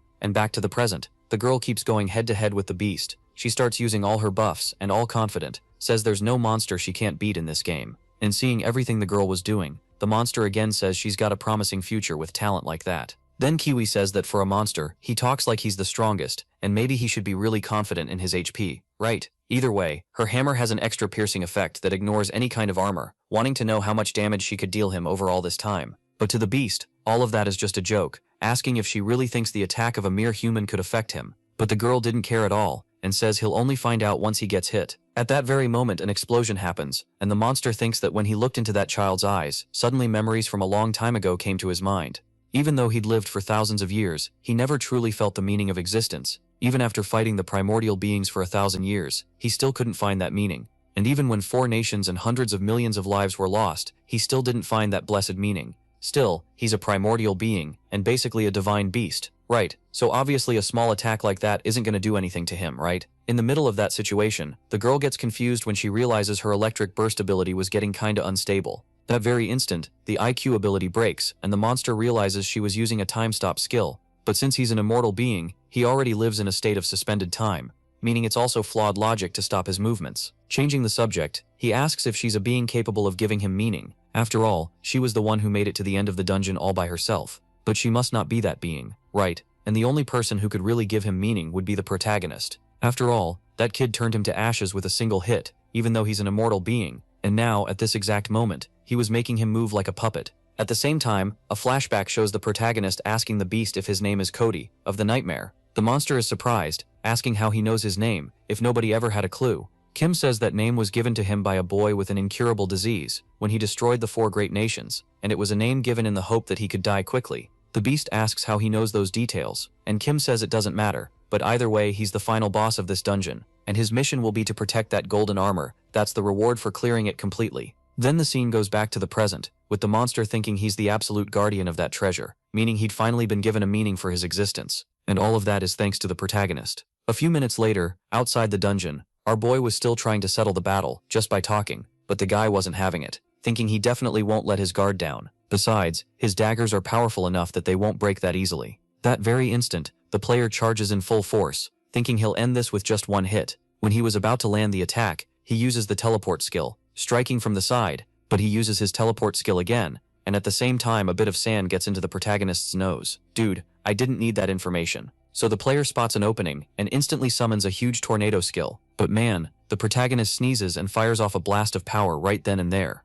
With that, the partner gets launched into space, not understanding anything that just happened. He uses his teleport skill again, thinking that guy has an extremely dangerous power. Even so, he got lucky managing to place his teleport point under Kim, and now he's found a perfect opening, right? In that case, the real battle only started now, right? But when he looks to the side, he's already face to face with Lucia and Zero, assuming they might be the Dungeon Master's servants. Then Lucia says he's challenging the order of an absolute being, and she's barely holding herself back, asking if it isn't way too provocative to show up literally, right in front of your enemy. After all, his existence must have some kind of meaning, if he doesn't want to be killed right there and then, ordering him to disappear from there immediately. Meanwhile, at the dungeon entrance, Kim says he needs to be careful not to sneeze from then on. At least he lifted his head a bit so it wouldn't cause any problems later, right? Also, he wanted to know where that customer from earlier went, and in that same instant he teleports there. How curious. He asks if he put the servants down below. Tian wonders if the guy had noticed Lucia and Zero's presence underground, saying they're useless, so there's no need to worry. Hearing that, the player says they seemed unbelievably strong, but to Kim they're just side characters, believe it or not. But obviously our boy doesn't feel that way, because with Zero at full power, the entire map could disappear. Right after that, the guy says he envies them for their incredible power, and thinking a single sneeze could send him into space is really something incredible. Anyway, he'd already made up his mind, because even with that much power he can't ignore a world invaded by scammer key users. So he's gonna steal everything he has. Dude, this story is going way too long. The MC sees that and freezes up, asking if customer support centers also have to deal with that. But since there's a business plan, he's gonna have to find a way to get used to it back in the game. The kid says that even if he's a pervy customer, there's no need to worry, and even if he doesn't hit him, he can just send him flying with a shockwave. The player says he's really confident, but that makes sense with his power. A power that can launch someone into space is pretty insane. But he noticed that whenever he attacks, he always avoids aiming toward the earth. In that case, he's gonna take the chance to attack from below in the middle of all that. Kim thinks that unfortunately he's been exposed. That guy, besides being a pervert, is a smart pervert at the same time. The player manages to grab the MC, then he starts going on this crazy explanation that apparently he used game bugs to his advantage, mentioning that because of insanely powerful people like him, the game lost its order and its fun. Then Kim says that using bugs is also a way of ruining the game. But the guy doesn't care at all. He tries to use one of his bugs when teleporting, but he's shocked when it doesn't work. Our kid, seeing that, says it's obvious it wasn't gonna work on him. The furious player says he worked his ass off to become the owner of a dungeon, but now he's losing to some poor guy like the MC. What is this? Getting insulted for no reason, and hearing that, Kim says that if that's the case, he should look at the money in his account. And unbelievably, the kid had a little over 7 billion gold in his account. Of course the man doesn't believe it, thinking it was some kind of cheat. But the MC says you can get all that by doing a ton of quests still. To the guy it's basically impossible, but if it's true then that really must be an amazing business. Meanwhile, Lucia was listening to everything from down below, saying this conversation is heading in a bad direction for her, and calling Zero, she says he did well holding back until now, but there's no need for that anymore, and now he can do whatever he wants, asking him to help the master once and for all. And in that same instant the guy comes out from underground. Looking to the side, Zero notices some players had already left the dungeon, and the girl says it's been a long time since she last saw her boss. And when she looks to the side, she sees the guy literally the way he came into the world. Then the scene cuts back to inside the dungeon, that place that looks like the Goblin Forest. That battle between the old man and the blood demon's subordinate was still going on. He says he can't believe a race with so little intelligence was managing to coordinate synchronized attacks. The girl says he's holding on so far, but her subordinate gets stronger every minute, so she wants to know if he'll be able to keep holding on later. But the old man thinks he couldn't hold back his excitement, and wanted to keep fighting for a while longer. Either way, he was still thinking about learning how to tame monsters. In that same instant, he leaps and hits most of the goblins, but the blood demon stopped it, asking if he hadn't actually been aiming at her, so she tells the other goblins to fall back, since she'll train them later. Besides, since the old man held out in the battle for so long, he deserves some kind of reward. The man realizes he can't move his arm, and the girl says she's pretty pissed off now. Suddenly she launches an attack that even changes the old man's physical form, and he thinks that this is literally an energy battle. He keeps resisting, and the girl is surprised he's still able to stay alive. A little later, the man didn't even look human anymore, saying this was a mystical martial arts technique, but he managed to control it. His next fight will probably be his last, so he's going to do everything he's got to defeat her. At the same time, outside the game, a girl says she'd already done everything she had to do around the house, and doesn't have any pending missions. Her life before was very comfortable, but still pretty boring. As expected, her dad went off to work and left the house like that, and if this keeps up, her mom is going to be on his case later. Either way, there's no choice but to tidy up all this mess, right? But while she's cleaning, she finds some books that, by the way, were martial arts books. Time passes, and she keeps reading the book, getting excited with every page. But suddenly her sister shows up saying they're gonna have to do another mission. That's how she found out and started learning martial arts, and it's been 2 years since that happened. Wow, I can't believe this old guy is actually a woman. Then the blood demon, surprised, says that if she hadn't trained properly, she definitely would have already been killed after that attack. And the girl, meanwhile, thinks she might have met a real martial arts maniac. Since that day, she trained in a place where people didn't know anything about martial arts. On top of that, she also changed her mana into internal energy, and it wouldn't be wrong to say she lived the life of a true martial artist. That's why she knows the person in front of her is really powerful, and the internal energy that girl has is really different from normal. To make it easy to understand, normal internal energy is less efficient than the mana in this game, because using 10% mana only gets you 30% of the effect. However, there's a reason she converted all her mana into internal energy. After all, after years of training, it's possible to compress it to be dozens or hundreds of times more efficient than regular mana. And right after that, the girl asks the blood demon if she can ask something. No matter how you look at it, she doesn't think her martial arts are more than 60 years old. After all, with less than 60 years, the internal energy particles would be too big to pull off bigger techniques. Hearing that, the blood demon asks what idiot would try to fill a small container with big particles, and that you just need to break them up and then compress them properly. The girl, who I don't know whether to call an old man or not, says a setup like that is impossible without rebirth, and the blood demon says she's already done it, since she even borrowed someone else's body during the rebirth process. Still, even after hearing all that, the old one doesn't think it's possible for this game to have a real rebirth system. However, she has a level of foundation so high it's unbelievable, even seeing it with her own eyes, and even having a technique that runs energy through her veins. Despite more than 180 years of training and control, she still hasn't been able to do the same thing she can. That's because of the rebirth process, so it's an explanation that could at least make some kind of sense. Either way, she has to end this fight quickly, asking the blood demon if she was willing to take her final strike. She can clearly see her internal energy is weakening, little by little, since their hands are locked together, right? Also, the container for her internal energy is apparently way smaller than she thought. Hearing that, the blood demon thinks she was trying to regulate her dantian while trading a few blows, wondering if that old one had noticed. If that's the case, she should have ended the fight right there with that last attack she did before. Right after that, the girl looks down, realizing the other goblins were watching that whole battle. So she says she was almost embarrassing herself in front of all her disciples. Either way, it's obvious she can't do that in front of them, right? At the same time, the scene switches to the battle on the other side, and that goblin had cast that huge spell, aiming it at the silver demon, and in that same instant, an explosion happens. With that, the monster, after taking the hit, was obviously defeated, saying the goblin really is the strongest. Then he feels relieved to be the winner, but still, he got really tired, and as expected, what his master said wasn't a lie. Either way, he can relax, since the mission was completed, but in that same instant, he remembers something, and looking to the side, he remembers that colorful door. However, then he remembers he doesn't need to worry, since we're talking about his master, right? On top of that, the girl who went into that other door also seemed unbelievably strong. His race really likes powerful people, so if that's the case, he should train more to challenge them to a duel. The scene then switches to Kiwi, still going head-to-head with the giant beast. She really thinks she's gonna win. Right after that, the monster says that as expected, besides Kim, nobody could deny the reason for its existence. At the same time, it attacks the girl, and in that same instant, an explosion happens. But Kiwi managed to dodge the hit, saying that with that kind of power, it couldn't defeat her. The beast, however, says that even though she managed to avoid the attack, she barely survived. And hearing that, Kiwi says that actually, all this time, she was the unluckiest one. Then she activates one of her abilities, and takes off her cloak. The beast is horrified by what it saw, and Kiwi says those are the illnesses that had put her life on hold.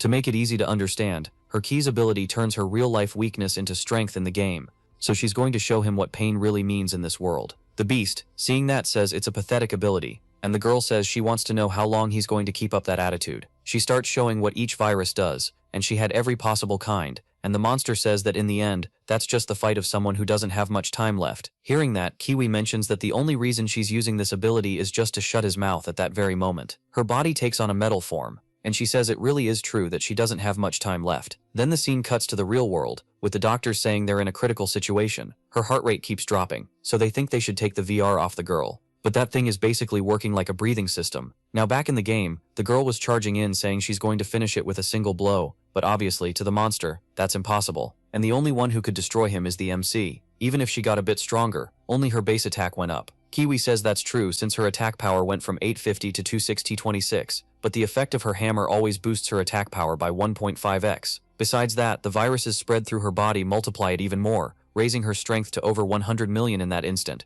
Everything around them starts collapsing, and the scene switches to outside the dungeon. The MC swapped bodies with that player from before because of a bug, and was super happy to have a ton of money in the account. Right after that, another girl shows up asking why the leader is dancing like he came into the world, and the man in Kim's body wanted to know how she got out of the dungeon alone, while the MC was dancing. The guy says he's got lots of clothes in his inventory so he can go ahead and get dressed, but our boy says that with 7 billion gold in his account, of course he'd be happy hearing that. Of course the player would get nervous, but since they're in the middle of a fight, he's going to use it to test this power he has now. But the moment he stands up, the poor guy gets launched into space. He has no idea how strong the MC is. He uses his teleport skill and feels relieved to have survived, but it really is insane power, and since he's a control master, he'll definitely get used to it. However, the moment he's about to get up again, he gets launched into space one more time. Meanwhile, Zero was watching all of that from the best seat in the house, and the player keeps getting sent off the planet, over and over. A little later he wonders how many times he's already gone to another universe, and how one wrong step or breath could cause his death. And if he didn't have his teleport skill, he definitely would need more than one life to survive.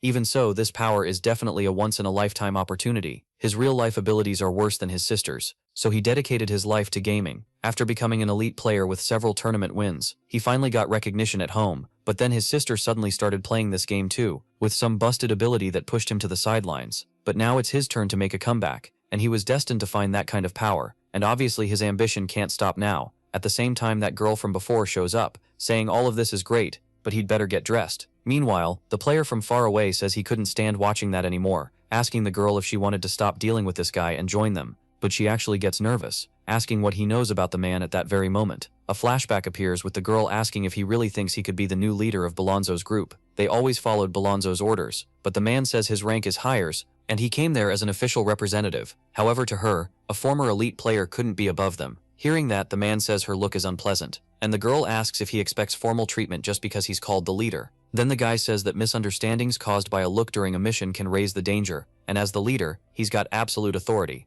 After all, the members of this group are supposed to communicate through their looks and they mustn't lie about each other's feelings. So time passed, and they started forming a bond of companionship, helping each other out. And like that, each person's opinion kept changing as time went by. Right. Back to the present, the soldier in the protagonist's body thinks they're talented people worth keeping, but now they're on another team, and not under his command. Even so, he's got a bunch of powerful subordinates on his side, and he's about to give his first order now. Calling Zero, he tells him to deal with that guy in front of him, but not to touch the other people. Hearing that, the kid doesn't waste any time and goes after the protagonist, who realizes Zero was there too, and taking the kid by the hand, he tells him not to be surprised, because what they're doing now is called dancing. To make it easy to understand, it comforts you when you're sad, and makes you even happier when you're already happy. To be honest, he shouldn't be teaching something like that to someone who's supposed to be cold and cruel, but it doesn't matter anymore, since his life has completely changed. Either way, he should enjoy it as much as possible. Meanwhile, Zero kept watching without saying a single word, and believe it or not, the kid just goes along with it. The other girl was watching everything quietly too,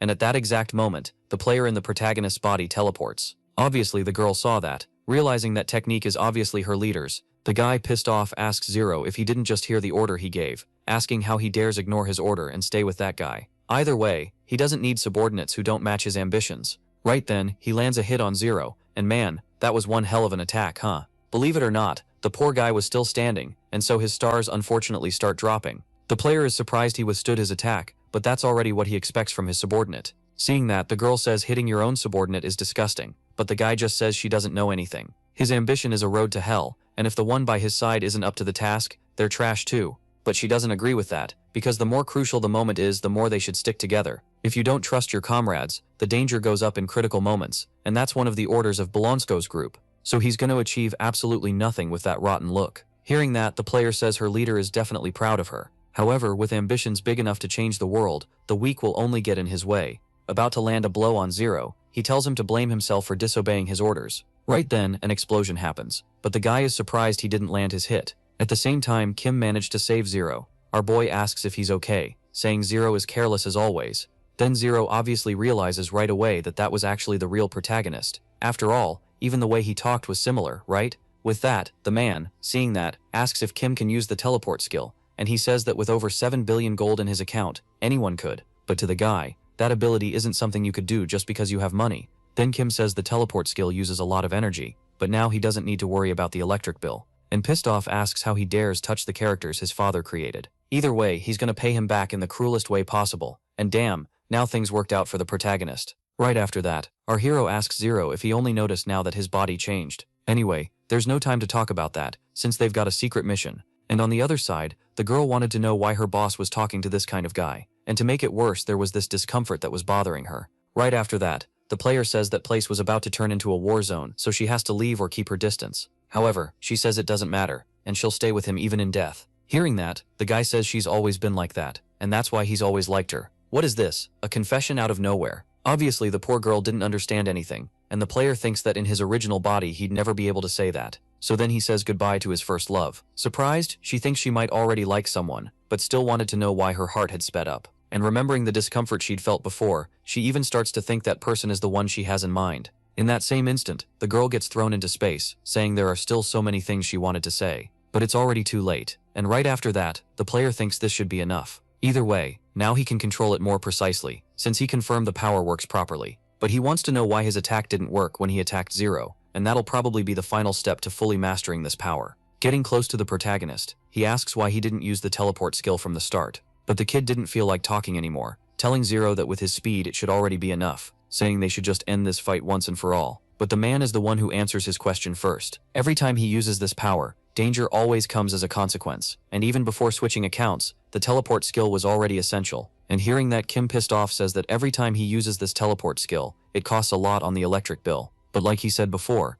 since he's got so much money in the account now, he can spend without worrying about the electric bill. Now that he gets it, what he has to do is regret attacking his subordinate and just die. In that same instant, the player shows up behind the protagonist, saying the reason might be ridiculous, but he can see that talent because of the power he has now. And to be honest, he's a terrible player, and this is humiliating the protagonist for no reason. After landing a hit on Kim, he's surprised it didn't work, asking why that happened. Then the kid just smiles, throwing a punch at his own body, but the player dodges, saying it looks like this showdown is going to take a lot longer than he thought. Still, even with the teleport skill, obviously he's no match for someone more experienced like her. To sum it up, he added an unnecessary ability just to use the teleport skill. That's why he said his control is bad, and adding these tricks probably causes an overload, making the electric bills get bigger and bigger. But Kim just tells him to shut up and die already, and in that same instant, an attack so powerful it pierced the sky gets launched. At the same time, the scene switches to the blood demon, fighting that old man. The girl in the middle of that situation is surprised she's getting overwhelmed,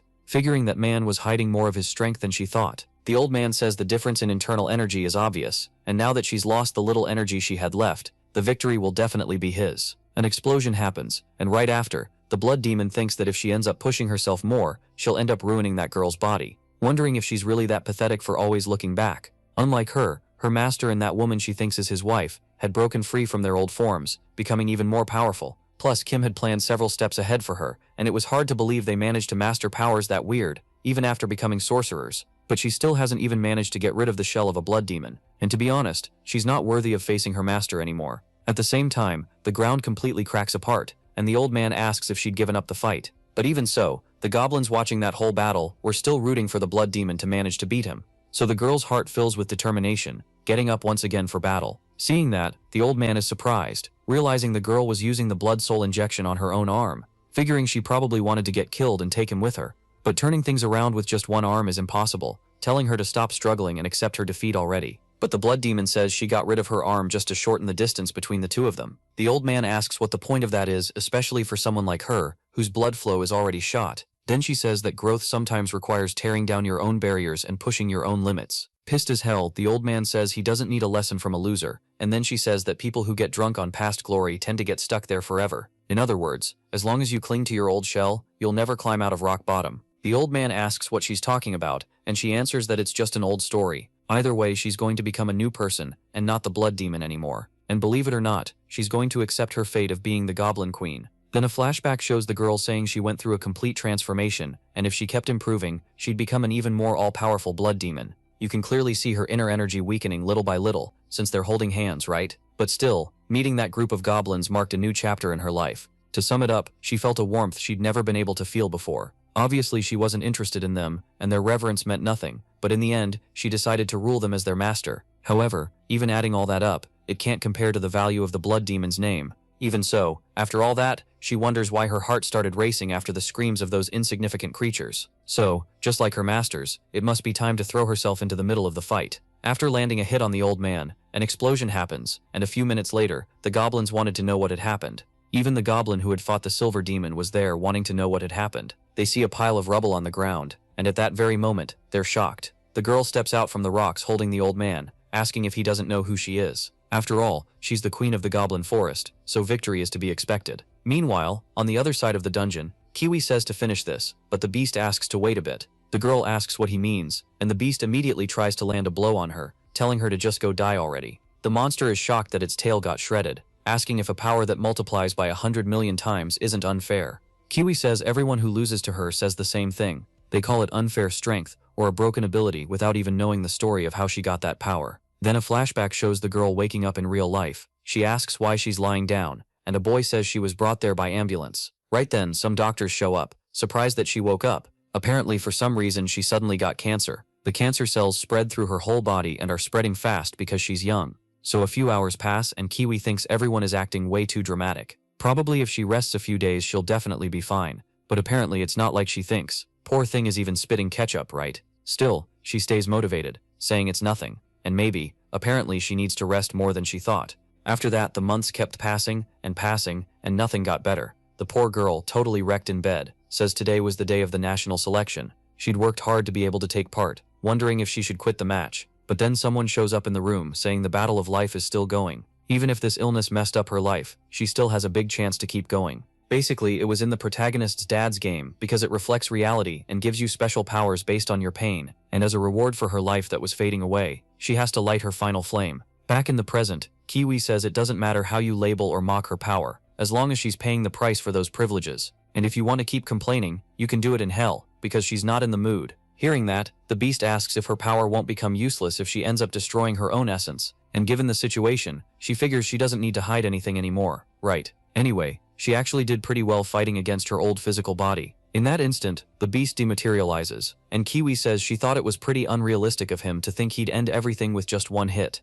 Right after, the monster in its small form says it has to admit the attack that pierced its old body was impressive, and she definitely surpassed it. Looking at the situation, Kiwi asks what that was, and the monster says, you can basically call it a phase 2. To make it easy to understand, the treasure, the golden armor, is still inside him, so the stage clear condition stays the same. Kiwi says he's acting pretty arrogant for someone who'd turned into almost a worm, asking if he should just kill him already, but the beast says not to underestimate him, because even in this form he's a divine beast, and if those insignificant worms are the source of her power, he'll just crush them and reduce them to nothing. And man, the beast really did pull it off easily. Obviously the girl had no idea what was going on, begging him to stop since the viruses inside her body are spreading. The beast asks if she's surprised, wanting to know if she hasn't already seen the viruses die once before. Then she immediately remembers what happened earlier, saying that's all she has left in the game. If she loses that ability, her life will definitely come to an end, begging him not to take anything else from her. I'm starting to feel bad for her. Then the scene cuts back outside the game, with the doctors saying the patient's condition is getting worse and worse. With tears on her face,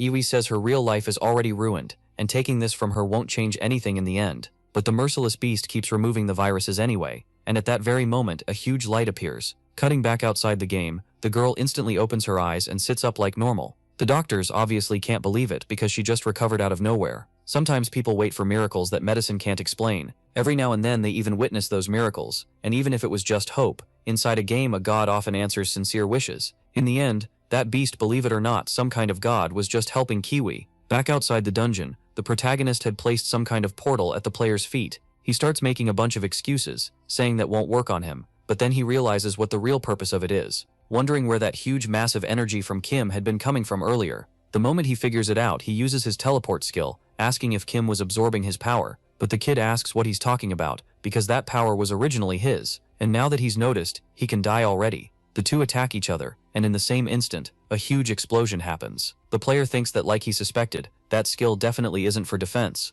Then he raises his hand, using the portal to teleport somewhere else, sending all that magic into space. Watching the situation, the player says that's a bug too, asking if it wasn't called save canceling. Kim says that's exactly it, but almost nobody knows about this specific bug. Surprised, the man thinks that before he didn't need to use that skill because he thought it was useless, but now he finally understands why his power wasn't working, not believing that the natural enemy of this huge power he gained would be his own skill. It's even kind of ironic, and right after that Kim says he'd saved another one of his powers too, telling him to just finish this showdown once and for all. However, the player isn't going to move until he uses that power, and he'll have to be even more careful against someone like him who tries to use other people's power. Hearing that, Kim says he hopes his determination won't waver. Calling for Zero, he thanks him for bringing her from so far away, and seeing that, in the same instant the man is shocked, and man, the protagonist had captured that girl. She asks what her boss is doing, and he answers that even if he switched bodies, he's still her superior. Also, she should watch where she steps, because if her weight changes even a little, it'll definitely explode. Watching the situation, the player gets furious, asking if that's all he's got, since he's already resorting to taking a hostage. And hearing that, the girl asks if the one in front of her is really her boss, asking if he happens to remember they're part of Balonzo's group, because he shouldn't stay in that body and should go back already. Also, he needs to finish the confession he made earlier. Kim, watching everything from the sidelines, thinks his intuition was right, and those two definitely must like each other. Those two should have been married already, and that means the win is basically yours. Anyway, the plan is to activate this portal in 10 seconds, and when that happens, the person on top is going to turn to dust. So if you use your ability to swap bodies with that girl, you might be able to save her. Kim thinks this trick is pretty cheap, but he's the one who asked for it, since he tried to kill his subordinate too, so this would be the worst possible way to get revenge. And hearing that, the player goes quiet, and unbelievably, says to do whatever you want because it has nothing to do with him anymore. After all, for someone who walks the path of war, having someone to care about is no different than drinking poison. Kim, surprised, wonders if he was joking, and without wasting time starts the damn countdown.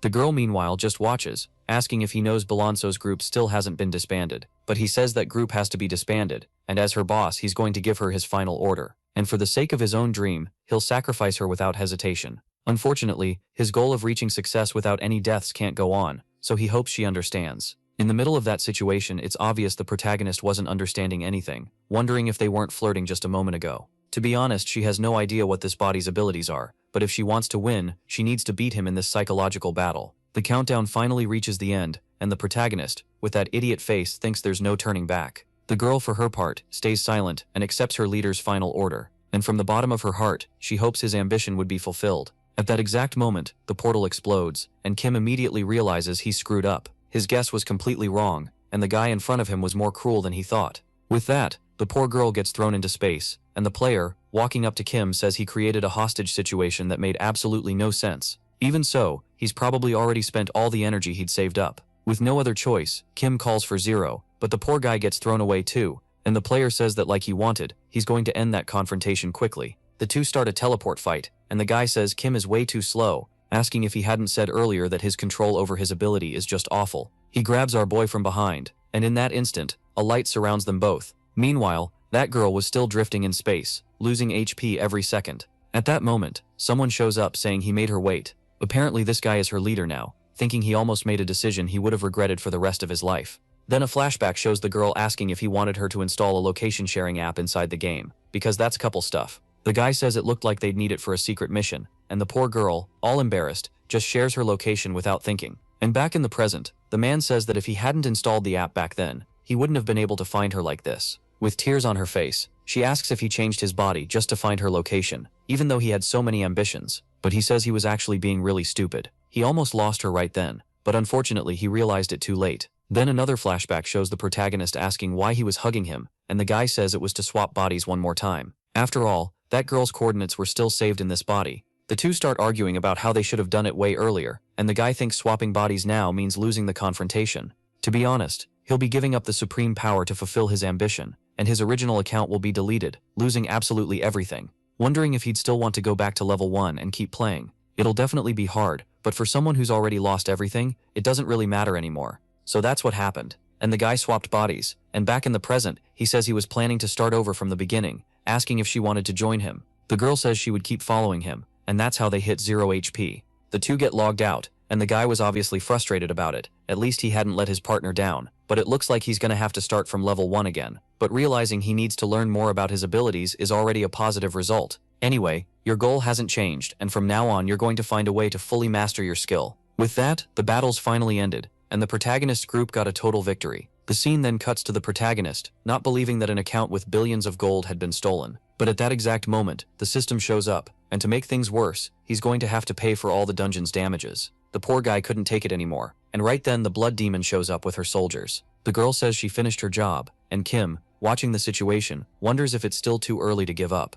Either way, he can't let things fail after building a system and talent like that. All of a sudden, our boy logs out of the game, and back in the real world, he says he's definitely not giving up. Right after that, Kim realizes he got another key, which means he could summon another hero. The choice has to be made even more carefully, because with a 7 billion debt on his back, if he picks the strongest one right now, everything's going to go down the drain. In the worst case, he could spend his whole life regretting his choice forever. Still, even after all this mess, for some reason he's feeling way more determined. So he's going to get through this crisis with the strongest characters he'd created. And there's someone who's obviously perfect for this situation. A genius strategist who succeeded in trade between the human world and the demon world purely through management. And if he can count on that guy, he could definitely solve the dungeon's operations management problems. But before he can finish his train of thought, someone rings the doorbell. Kim wonders who it could be, and after opening the door, he's shocked. The person asks if he scared him, wanting to know what it's like to meet a character you thought could only be summoned in the game, in real life. So Kim right away obviously doesn't believe it, thinking he's even hallucinating. He slams the door in the poor guy's face, and the guy, pissed off, says he can't ring the doorbell again, because his pride as Zenyu's wouldn't allow it. So he's probably the one who made him suffer to save the human kingdom, throwing him into hell. To be more specific, his creator. So things are only getting more interesting, huh? On the day Kim fought Jason, his final move caused a massive shockwave across the whole universe. Eventually the vibration reached the black egg, which according to the game's story should never wake up, but it ended up opening its eyes, and then it sped straight toward Earth. And then it finally arrived at that damn place. After reaching the ocean, that thing comes onto land to eat a fish, and looking up it notices that huge beam of light in the sky. Basically that was the moment the protagonist's dungeon got announced. Right then someone appears behind that thing, and it looked like some kind of maid. She asks if the monster got separated from its group, and asks if it wants to go with her. And that's where this weird relationship between an AI and that monster started. A little later, outside the game, Jason was almost losing it, asking if he hadn't heard wrong. The management team had simply refused to restore his account. The person on the phone says they're standing firm on their decision, and it looks like management is judging it as changes in trends. On top of that, Balonso's group was looking for that damn golden armor that got lost, so management's decision even makes sense. Still, Jason doesn't want to accept it, because back then he was working on a project for Lee when he got challenged to a character deletion showdown. But Balonso says that was a job he took on his own. Either way, he has to solve these problems by himself. After hanging up, Jason, furious, throws the phone, saying everyone had used him, wondering how he's going to run the security company without a representative character. Right then, someone shows up, and believe it or not, it was Xenos, saying the atmosphere there really isn't welcoming at all. And looking at Jason, he asks how he's been. The guard cuts him off, saying it's not a place he can enter, and Xeno says he shouldn't touch him like that. And then Jason, seeing who it was, tells them to let him in since it's supporters' visiting hours. Right then, Xenos does some kind of magic, saying it'll be a problem if things are this violent before negotiations even start. After all, at this exact moment they're not in the game, right? At the same time, another guy shows up holding him, and Xenos asks if this is the first time they've met outside the game. The one in front of him is named Jason, and he's the CEO of the security company. Just one. And the one on the other side is one of the game operators, and her name is Lee. Right away, once he finds out who she is, Jason gets furious, asking why she didn't restore his account since he'd been so loyal to management. Then she says it's because he didn't follow orders, and instead got into a confrontation with users on his own. Jason asks if she couldn't have foreseen his fight with her prophecy skill, and the girl says she's a student, so sometimes she was unfortunately away from the game. Next, Xenos says it looks like all the main players are there, and since they need each other, their cooperation should work out. Jason needs his account restored, while the other assassin known as Blood needs a paycheck. And besides that, the MMA champion is going to need a satisfying fight. And for Lee, even though she's known for her future-seeing ability that could do anything, what she's most interested in right now is her favorite character named Choi Gangjin. Basically the only revenge novel the protagonist's dad ever wrote, but he wants to know if she really wants to bring that guy into the game, because he'd literally only be stronger than a goblin. If that's the case, her current plan is going to prioritize summoning Choi Gangjin, and since he's the key that'll solve everyone's problem there, he'll start out as the strategist leader. Hearing that, Lee is surprised and asks if he isn't Xenos from one of the protagonist's dad's novels. But what still doesn't add up is that he was literally in real life. The scene then switches to inside the game, and Lucia says he was hiding in there. Her demonic eye sees absolutely everything, but he showed up at the right time since they're going to need him now, right? 2 days ago, Lee was by Kim's dungeon asking when he was finally going to summon him, and if he had any idea how much trouble she'd gone through trying to clean up the mess he caused. And obviously it's not something that can be solved with just a reward like that. Wanting to know if he understands how dangerous creating dungeons is, and if she's going to face that kind of danger, there better be some kind of reward. And Lucia, watching everything from the best seat in the house, wanted to know how that guy had developed the skill of annoying other people so easily. And hearing what Kim told her, Kim knows she obviously wanted to summon her favorite character, a guy with absolutely nothing, but still having incredible talent for fighting. The girl gets super excited, and at the same time Kim raises his hand and throws a punch completely out of nowhere. Then he asks if she can feel the power just from trying to reach his hand. Changing the subject, he says that Zero, with a 5-star technique, could wipe out an entire continent without leaving a single grain of dust. On the other hand, the Blood Demon along with his army will definitely become a threat later in the game. If you still don't get it, just look over there to the side. And meanwhile, there were some goblins training. In this game, these monsters are already born with that kind of strength, asking if Choi Gangjin would really be able to defeat even a single goblin if he were summoned there. After all, he's from the human realm, and obviously isn't a match for the game's fantasy power scale. Anyway, they'll talk again when the dungeon stabilizes, and right now there's no room to summon that guy. And back to the present, Xenos says Kim will never summon Choi Gangjin into the game if it's unnecessary. So if that's the case, there'll need to be a reason to summon him into the real world. Everyone gathered there has a key to creating that need, and today's meeting is about that same collaboration. Hearing that, Lee was still trying to process it, and then the scene switches to the protagonist's school. The kid was almost falling asleep in the middle of class, thinking that in the end he couldn't summon him and ended up dozing off. Anyway, he wanted to know if there's any high school student with a debt of more than 7 billion yen like him. Even if he did a bunch of daily missions, he wouldn't be able to pay that amount, and for now he'll just find a way to get the money. Right after that, he asks the kid down there if anyone had asked him to buy bread. The guy says class hasn't even started yet, and meanwhile some students were watching Kim, and apparently the more they watched him, it seemed like there was something special about him.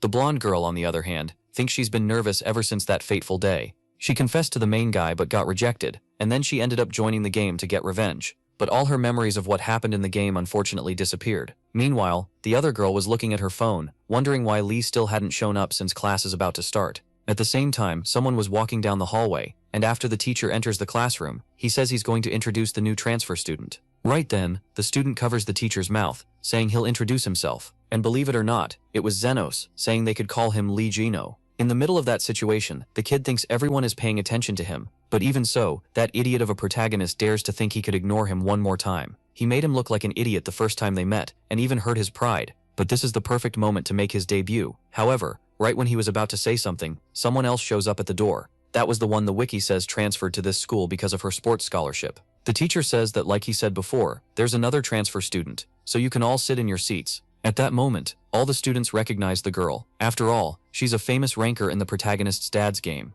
Everyone wanted to ask her for an autograph, and Zenos thinks his first public introduction as the main character was a disaster. To be honest, he was familiar with all the information about the school, but a transfer student had completely thrown off his plans. And on top of that, Kim, even in this chaotic situation, doesn't show even a hint of interest. As expected, his very existence is a nuisance, and obviously he's not going to let that slide. Right? A little later, it had gotten dark, and the boy thinks the title of genius strategist feels totally meaningless now. Because of his talent, he even made the gods jealous and was exiled from the divine realm. And in the demon realm, in the face of Lucia's overwhelming power, he was reduced to a mere lackey. Even in the human world, that fateful destiny was trying to repeat itself. Either way, he can't give up since he has a reason he came to this world. He's already set everything up, and he's going to make this plan succeed. He's definitely going to find a way to be the main character. Right at that very moment, that assassin from before shows up saying the mission was completed. But it was really hard for that man to deal with the newbies without killing them. If he just asked to wipe them all out, it would have been a much simpler request.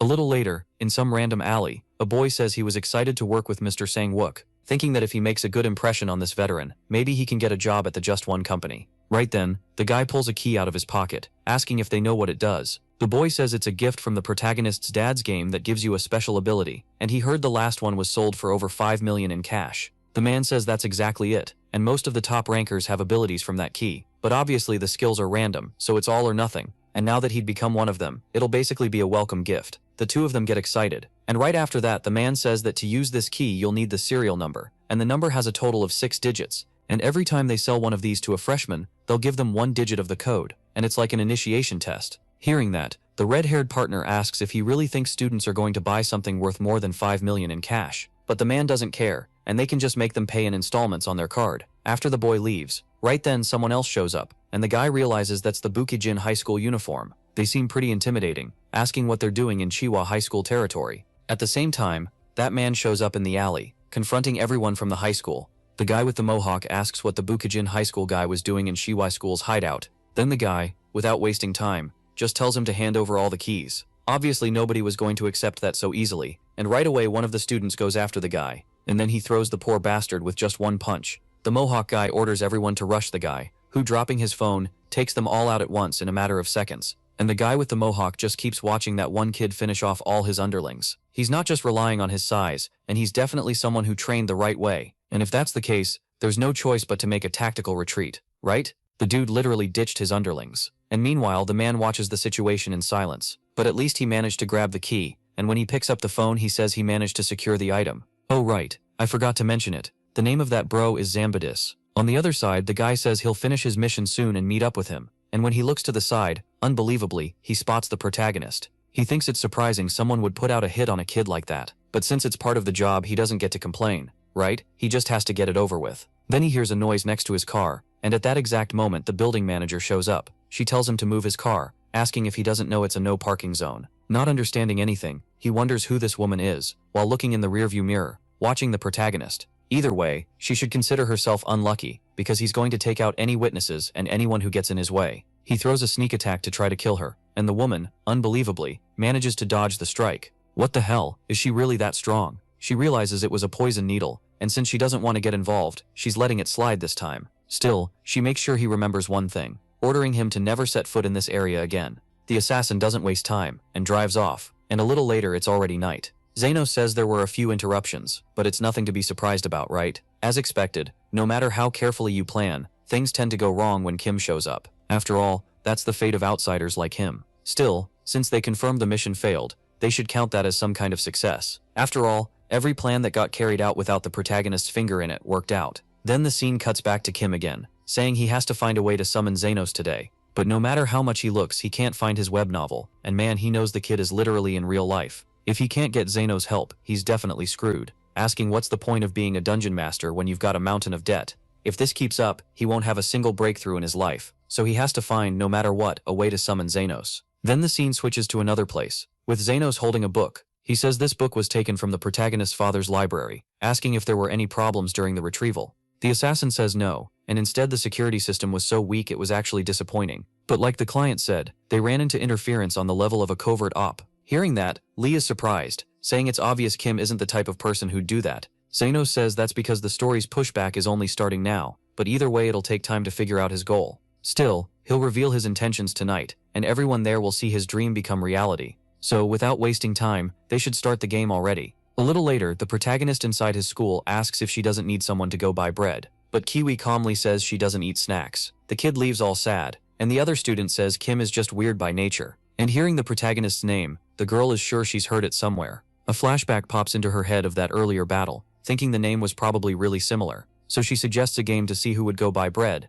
and it'd be a good chance to get some exercise when she takes a look around the school. And if she ends up losing, she'll buy all the bread he wants. And hearing that, Kim obviously gets super hyped, saying not to underestimate him. A few minutes later, the two of them were literally running down the school hallway, and Kiwi thinks he's really willing to take on a sports scholarship student. But no matter who it is, it's definitely a serious match. So the race goes on, and unbelievably, Kim can actually keep up with her. But after they reach the finish line, obviously Kiwi was the winner. Right, no way an athlete is losing. But then Kim shows up right next to her, saying that looking back during a match means you don't have the determination to win. He walks through the crowd and says she still doesn't have the bread in her hands. Without wasting time, he hands the bread to the lady right there, saying his friend will go pay. In the middle of all that, Kiwi thinks that the will to win was what she was missing, figuring she'd lost her fighting spirit, but either way she agrees to pay for everything for the protagonist. He gets super hyped, saying she's really awesome, but to her it's not that big a deal, you know. And changing the subject, he asks if she knows that famous game that a ton of people are playing. But at that exact moment, Lee shows up to cut the conversation off, saying the track team is having a meeting for the players. A few minutes later, at the track club, that Mohawk guy from earlier apologizes to Jason on the call, saying he'd been seeing some unfamiliar faces, and on top of that, there was one wearing Bukijin High's uniform, asking who it is. Kiwi introduces herself, says she transferred yesterday on a sports scholarship, and right after that Lee says he also brought a friend who can fight. But the Mohawk guy doesn't believe that idiot holding a whole bunch of bread in his hands could actually get into a fight. Unfortunately, all the sports department upperclassmen are in the hospital, and he also got attacked yesterday by a foreigner wearing a Bukijin High uniform. Hearing that, the red-haired dude is also shocked, not believing all those third-year upperclassmen got completely taken out. And the leader says that guy was strong enough to match him, and the current problem is that he stole all the keys. But with the call he just had with Jason, his worries are over, since the stolen items belong to the Just One organization, so they're going to start looking for the key immediately, and they're going to find a chance to take down Bukijin High. To sum it up, at 8 o'clock at Central Karaoke, they're going to crash the Bukijin High guys meeting, telling everyone to get ready because it's going to be the start of taking over that school. A few minutes later, the protagonist's group had already left that place, and he tells him the school has turned into a battlefield. On top of that, the thief Kim was looking for, who stole the Xenos history volume, is at the school. Either way they're going to need Kim, so they can summon Choi Gang-jin, so they can fight. A little later, Kim asks to have everything that happened cleared up all at once, asking who the thief is that broke into his house and stole the Xenos novel, and Lee answers that it was the Bukjin High gang. The guy's codename is Blood, and it's really easy for him to break into an empty house since he's a top-level assassin on a secret mission. Hearing that, the MC wants to know if they're sure they're talking about a high school student, and if he's also the one who stole the keys. Lee says it's true that whoever did it is part of Bukjin High, but it was someone else, and he wrecked that place using nothing but brute force. The jacked guy's name is Zambidus, and he's a former MMA champion from over 5 years ago. Kim asks if that's the case, wasn't he the champion back in middle school? So all of this is really suspicious. Let's say that story is true. Then he wants to know how she knows all of this in such detail. On top of that, the only person who knew he had a limited edition book at his house was her. All of that lines up for her to have been the reason all of this happened. Hearing that, the girl says he might be right, but if that's the case then they just need to summon Choi Gang-jin right now. The The scene then cuts to inside the game, with Kim saying they're going to summon him in that place still. She seems kind of weird, and the girl, all nervous, says it's the summoning of her favorite character either way. The MC still doesn't know how they're going to manage to summon him into the real world. Right after that, Lee says he can feel his presence disappearing from the game, which means there's a chance he's being moved to somewhere that isn't specifically inside the game at that exact moment. Lucia shows up saying she was against this summoning because they're basically calling in a useless person, but the MC just ignores her and starts the summoning right away. The silhouette of someone appears, and Kim asks if it's really possible to summon a game character into real life with this technology. Turns out this technology was the one to blame for making over 7 million people become homeless. It's a skill that burns a lot of electricity, so obviously he doesn't really feel like using it, but because of this mess there's no other choice. All of a sudden Kim uses his teleport skill, telling Choi to pay attention to his words from now on. The two of them are going to switch bodies, and the kid hearing that obviously didn't understand anything. A few minutes later the scene cuts to outside the game, and Lee was really happy for summoning his favorite character into the real world. Then Kim stands up, asking what she's wearing on her head, because in a fight it's a huge disadvantage to have that kind of weight on your head. At the same time, Lee wonders where Choi Gang-jin is, and the protagonist says it's him, and on top of that he's really hungry. Then the girl kind of gets what's going on, saying she never wished for Choi to end up in Kim's body. The scene then cuts to Zenos, happy because he finally got rid of Kim. Now there are only side characters left, and even the main character role was empty too. Protagonists get privileges in a web novel, asking what's more threatening than anything to side characters like them. Either way, it means that now, finally, they're gonna have a chance. But to Jason, all of that is stupid, asking if he's going crazy. Then Zenos says he doesn't expect any understanding from secondary characters like them, and they just have to go ahead and do what they were gonna do. Mentioning that no matter how detailed you plan, you can still end up getting ignored. And even when you show up as a transfer student, the main character's drama could steal your moment. Besides, they could even make an assassin fail their mission. Kim inherited the main character's bloodline, and covered up the real culprit with a side character called Choi Gang-jin. To sum it up, the time for the showdown is getting close, and Jason, hearing all that, thinks he's gonna have to quit as soon as his account gets restored. The scene then cuts to the protagonist's school, with the kid asking if Bukujin School and Shiwa are gonna face off tonight. Then the guy who took the protagonist's body, named Angi Wook, asks his friend if he still likes fighting. He answers that even if he's just the school's bread delivery guy, he still really likes brawling. At the same time, Iti asks if Kim doesn't sit in front of him, because he heard that kid fights well. But the kid says he doesn't know much about the protagonist, and Angi Wook says that guy seems really annoying. After all, the two of them had quit a game because of a guy with a similar name to that. But since the world's so big, it's kind of impossible that guy would be that person. Besides, Lee would have said something right away if he was on his friends list. Then in that exact moment, they realize they hadn't checked that, and without wasting time they go check it right away, right? So they end up finding out that this Kim is exactly the one who got their accounts wrecked. And without wasting time, the two of them leave to go confront the protagonist. A few minutes later, the scene changes to Zenos, saying they need to make sure Kim pulls off that technique successfully. Using his teleport technique, he's gonna find a way to swap Choi Gang-jin's body with his. And as soon as that swap happens, she just has to log out of the game. And as you can see, that'll bring her main goal compared to the others. But back in the present, the nervous girl says that isn't achieving her goal. After all, the person she really wanted isn't in front of her, right? A little later, Choi Gang-jin is looking in the mirror at the body he'll have to get used to. Either way, the reason he was summoned must be because of that fight he'd heard about. So it's kinda interesting, asking if it's a war between schools and universities that's about to happen, and they probably need him to win.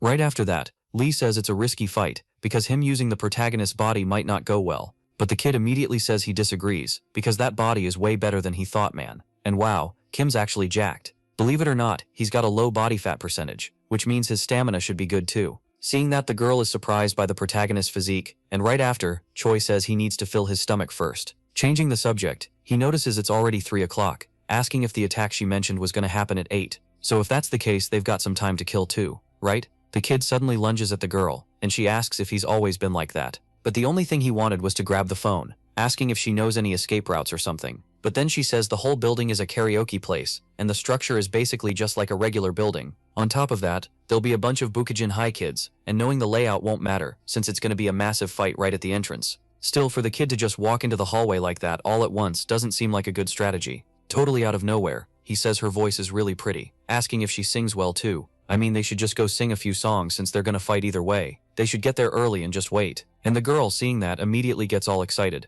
thinking that wink is basically Choi Gang-jin's signature move. And when he always smiles like that, it means he's got some innovative strategy. Even so, she can't believe she's about to see his skills in real time. A few minutes later, the scene cuts to that damn karaoke place, and some students were wondering if this was really okay. Some students are still in the hospital, and they're over here throwing a party, and the bald guy says there's nothing they can do because some foreigner basically took over the whole school. Plus, he even heard the guy took out some students from Choi's school, and that dude is seriously on another level. Either way, I won't have any choice but to swallow my pride and congratulate him. Meanwhile, Kiwi's little group was watching everything from far away, saying that place is usually their gang's hideout. Right then, someone shows up asking if the kid hadn't said he was gonna make a character later. That one's Seung-hee, and she asks what he was doing there. Since that day he hasn't logged into the game even once, and now he's with another girl, asking if he forgot he's using a location sharing app. Without wasting time, Wook grabs the girl, saying he's hiding because the protagonist said he was gonna come there. Then she remembers it was that guy who acted like an idiot in her boss's body. Obviously she's never gonna forgive that guy, and right then Choi Gang-jin shows up, asking if they can move out of the way. I mean, that place seems really good for watching from a distance. Lee was watching the whole situation from far away, and then one of the students recognizes the protagonist. Wook, furious, says they've met, asking if he forgot him, and the kid meanwhile says the protagonist seems like the kind of person who makes a lot of enemies. The kid asks him to hand over the item he'd lost, and Choi Gang-jin says he doesn't know what he's talking about. But he picked the wrong person to mess with. If you grab someone by the collar, that means the other person can automatically do the same thing. Right then, Wook tries to land a kick on Choi Gang-jin, who dodges easily. At the same time, Seung-hee throws her bag in the kid's face, telling him not to do anything else. Choi Gang-jin just catches the bag, saying they work pretty well together. Wook says he better be ready for a fight for deleting that character. But right then, Choi Gang-jin ends up dropping one of those perfumes, and the kid, without thinking, tries to catch it, since it was Seung-hee's. Right. He manages to grab the item, and right then the high school group notices the commotion. But one of the students says, Central Street is always noisy, so there's no need to worry about it. The Shawa school guy, meanwhile, was watching everything from far away, saying this feels like the calm before the storm. Thinking that's the protagonist, he says it's impressive, and even with all the problems, he'd been controlling the situation the whole time. To be honest, he was worried reckless moves before the war could ruin everything. But it looks like the fight in the end is going to be pretty interesting. And hearing that, Choi Gang-jin says he's got a pretty sharp eye for reading the flow of battle. Right after that, Wook asks if he thinks this fight is over, and Choi Gang-jin can't believe he was planning to keep going, saying he'd figured out his weakness, asking if he'd be able to protect the girl 24 hours a day, and if he keeps this up, he'll exploit that weakness until he finally breaks. And unless he was ready to kill him right here and now, he shouldn't start an unnecessary fight. After all, to him, every fight is a battle for survival. He's always had this habit of noticing even the smallest things, which means he even figured out what he likes. The moment you mess with him, you'll destroy everything you value most. And hearing that, Seung-hee, not wanting to hear anything else, just says to finish him off already, once and for all. But Kiwi tries to stop that fight, since it was something that happened in the game. Right after that, Choi Gang-jin, looking to the side, asks if Kiwi also has a debt to settle with him. Kiwi then asks if he's planning to take part in that fight they're gonna have against the high school. But Choi says he was planning to act alone, wanting to know if she's offering to join in. Kiwi says that if he ends up needing her help, she'll start getting involved. Obviously the other two weren't agreeing with that, because if something goes wrong, her life could be over. But she didn't care at all, saying that if Kiwi needed muscle, she'd just answer. Man, she has no idea that here he's not the protagonist. Hearing that, the kid is surprised, saying that that karaoke room is no different from the enemy's den, and he was planning to push in alone, straight to the heart of it all, and she'll definitely regret it bitterly if she keeps offering help like that.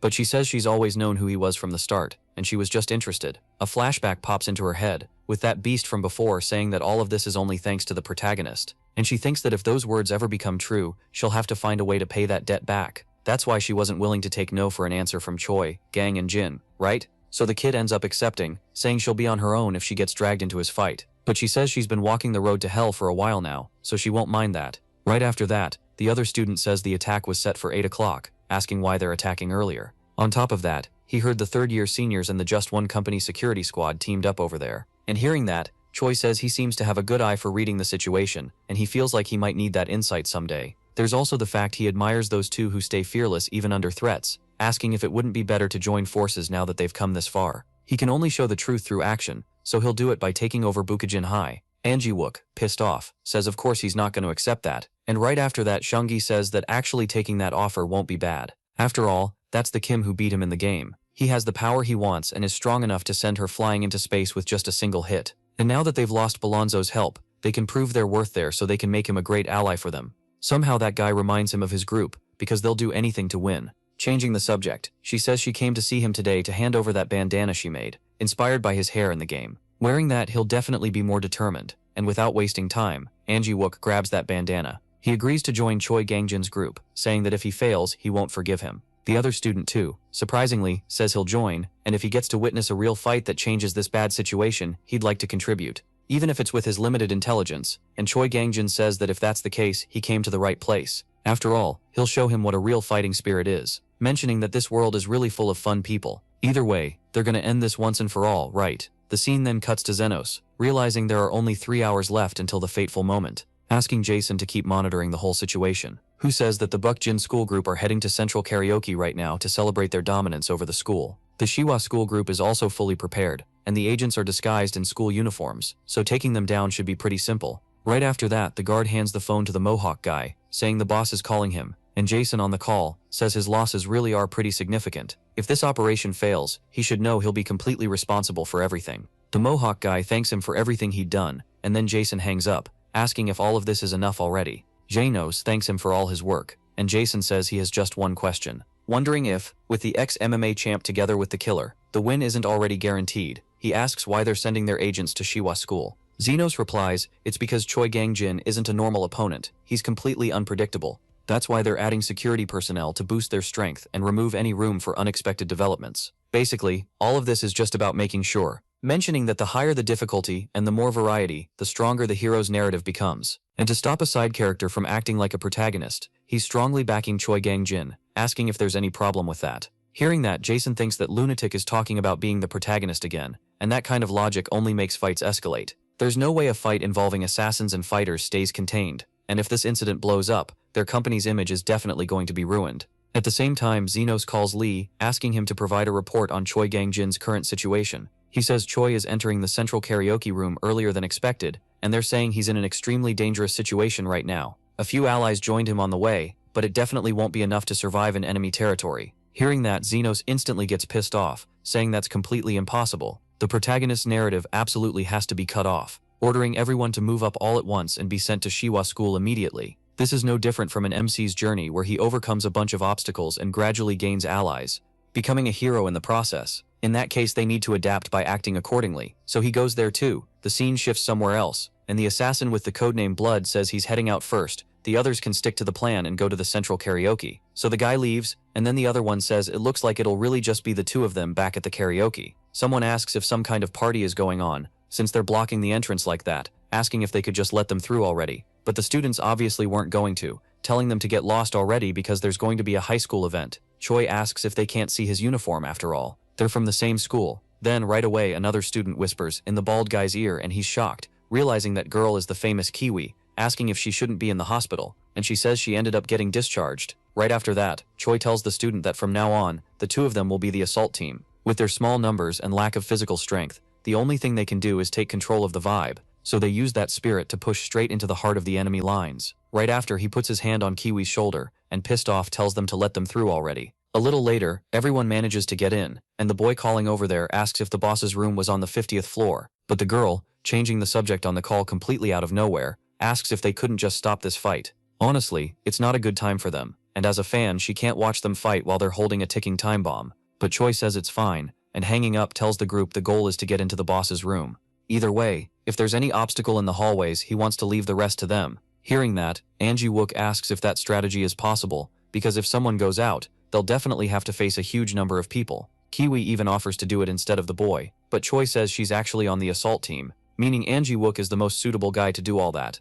And with that bandana he's wearing now, he definitely won't be taken down that easily, right? And everyone, without wasting time, gets off the elevator all at once. Then Choi passes by some students, leaving the rest to his group. Choi even takes out the two who were up front, and the student watching all that wonders if that's really a technique you could use in a real fight. Out of nowhere, the kid pops up like a ninja, saying he'll leave the rest to the two of them. The high school students were wondering who this guy is, and Choi, not caring at all, says they'll have to step back unless they want to be killed. The guy keeps walking past everyone, and the other kid thinks he thought that spirit thing was just an illusion because it couldn't be seen. He also believed that only physical strength could dominate the atmosphere, but now Kim was carving a path with nothing but sheer evil spirit. He knows that guy isn't even Kim. He really is an impressive person, and obviously he's gonna follow behind him, right? A few minutes later, some high school students were inside the karaoke, and at that exact moment someone opens the door. They don't recognize the boy's face and ask how he got in there. Then Choi says that from now on he's taking control of that room, and none of them are walking out of there on their own feet. Right away the fight starts, and meanwhile, outside the karaoke, it starts to rain. At the same time, that killer from earlier shows up too, asking if there were any more visitors. The guy next to him says it was like 3 or 4 people, and it looks like they were invited, but there were some unfamiliar faces.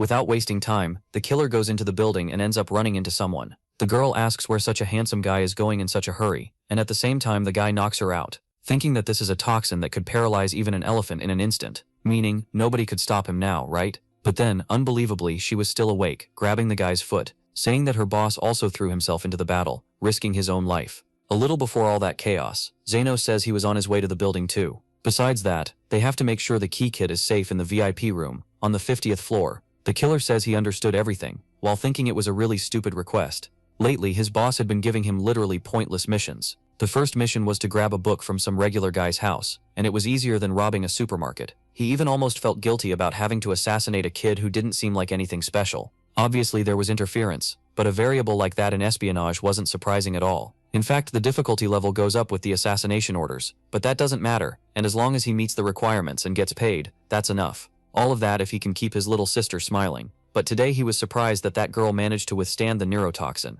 and for the first time he thought that this specific mission wasn't going to be as easy as he'd assumed. Right after that, the girl apologizes to her boss, and finally passing out tells him to take care of the rest. The killer just stares at that, but either way he continues his mission, getting into the elevator. He reports that the entry was a success, and a little after the elevator doors open, Choi Gangjin's group shows up. Looking at the situation, the guy thinks everyone there is still alive, and there's definitely no real professional in that group. Either way, the mission comes first, and there's no need to deal with them one by one. In that instant, he uses a device to release a gas and starts to leave. Seeing that, Kiwi asks if Seung-hee wasn't watching the entrance earlier. If that's the case, they need to try to contact her right away, or they'll go down there and check for themselves. Angiewook says they should keep guarding the passage, but the girl says they already did their part, and she can handle the rest too. After all, besides Choi, there's another martial arts maniac there too. With no other choice, the boy leaves, saying that if anything happens, they need to get in touch, and he'll just find Seung-hee and come right back. Meanwhile, Kiwi thinks that earlier attack was coordinated, but he dodged it in a few seconds,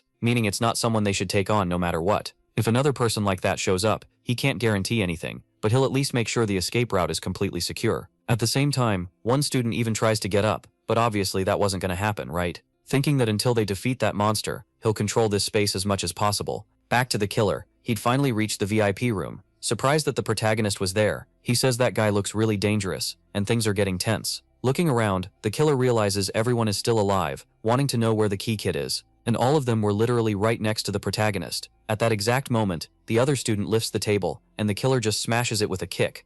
Choi appears behind him trying to land an attack, and the killer dodges and counters with a knife, but the kid manages to avoid it too, and the student is surprised, realizing that knife is a karambit. Unbelievably, Choi was managing to hold on even at a disadvantage. Also, those guys are moving like real pros. Out of all the fight videos you've ever seen, their quality is on that same level, and none of them are falling behind. Watching the situation, the killer is shocked, wondering if he's really going toe-to-toe with an amateur who's still unarmed. Then he suddenly takes a kick to the face and hits the ground right away. Choi, though, had also been hurt, and the killer takes advantage of it and grabs his knife again. He spins like a Beyblade, catching the protagonist's foot, about to slice it. But then, right at that moment, he remembers his sister, and the scene cuts to her. The little girl was waiting for her brother to come home, and meanwhile, some projectiles were falling from the sky. And at that exact moment, a huge explosion happens. 5 minutes earlier, Choi had taken out all those students in just a matter of seconds. It was an unbelievably fast scene, and that kind of thinking is hard to wrap your head around. Right after that, the boy asks Choi if he's okay, and he answers that it's nothing, but he wants to know what exactly happened.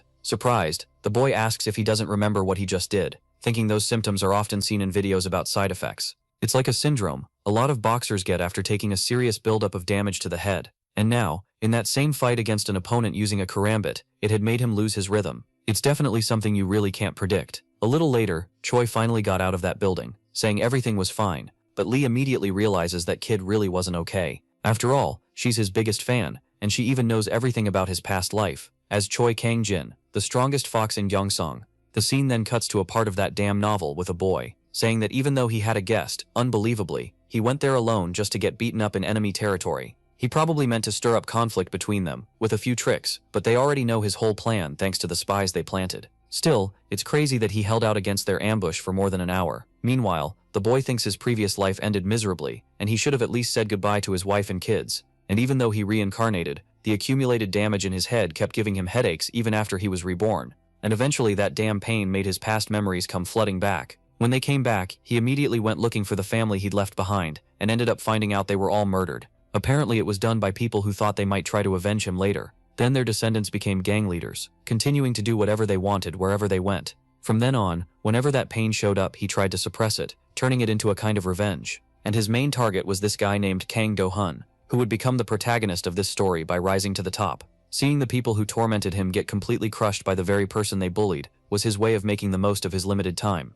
So to sum it up, she knows everything about him, asking how much time has passed since Do-hun reached the top, and he answers that it's been exactly a week since that happened. Also, he wanted to know why she was asking so much about that fateful day, asking if the gap between the headaches has anything to do with how much time he has left. Then the two of them go quiet, and a little later the girl is looking at her phone, saying she shouldn't have fallen for Xenos' plans, and in the end she just tormented her favorite character even more. At 7 o'clock the scene cuts to the karaoke place, with a bunch of students at the building entrance. Zambi shows up asking what was going on, and the bald guy says he has no idea either, but a girl from the other school had fainted at the entrance. Then her boyfriend is making a scene at the door, demanding to know who was responsible. An ambulance just arrived, and took her, but now he's causing trouble at someone else's gathering. Right after that the guy pushes everyone out of the way, and in the same instant he charges at Angie Wook. The poor guy, holding just a juice, gets thrown far away, and one of the students says it's a perfect display of the combined tactics of a delinquent group leader. The other girl though just tells everyone to get the hell out of there right now. A few minutes later, those two were in the elevator, heading up to the damn 50th floor.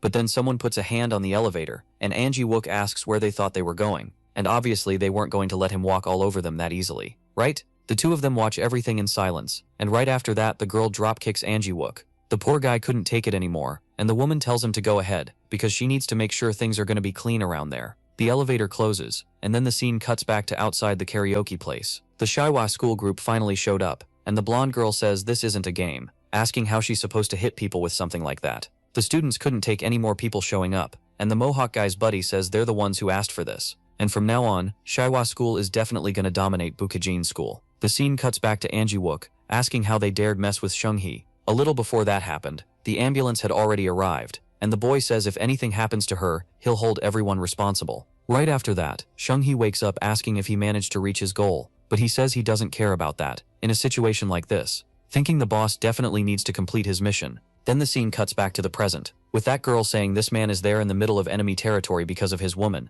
and that's definitely something admirable. But the boss who took this guy down with a single hit is even more incredible, right? But apologizing, she says she's going to use him as a stepping stone to rise up and become a woman as extraordinary as her boss. On the other side, there in the karaoke room, that assassin had already been defeated. Choi asks what kind of punch that was, because he hit pretty hard, but the kid says that guy was already kind of dazed before, mentioning that when he landed the knee he saw his pupils go unfocused when he lost consciousness. And maybe the only thing he had left at that moment really was determination. Watching the situation, Choi thinks he definitely let his guard down, thinking he'd won. That idiot pushed off the wall, which was definitely something nobody expected. But at that same moment, that kid had protected Choi with a bag, asking if the guy had trained a lot, and he answers that fighting is his only hobby. The guy there is named Seweik, and Choi thinks his diligence reminds him of Kang from his past life. But at that very moment, he realizes he knew that kid's name naturally for some reason. At the same time he feels a headache, and Seweik notices the gaps between those pains are getting shorter and shorter. But even so, Choi says it's fine.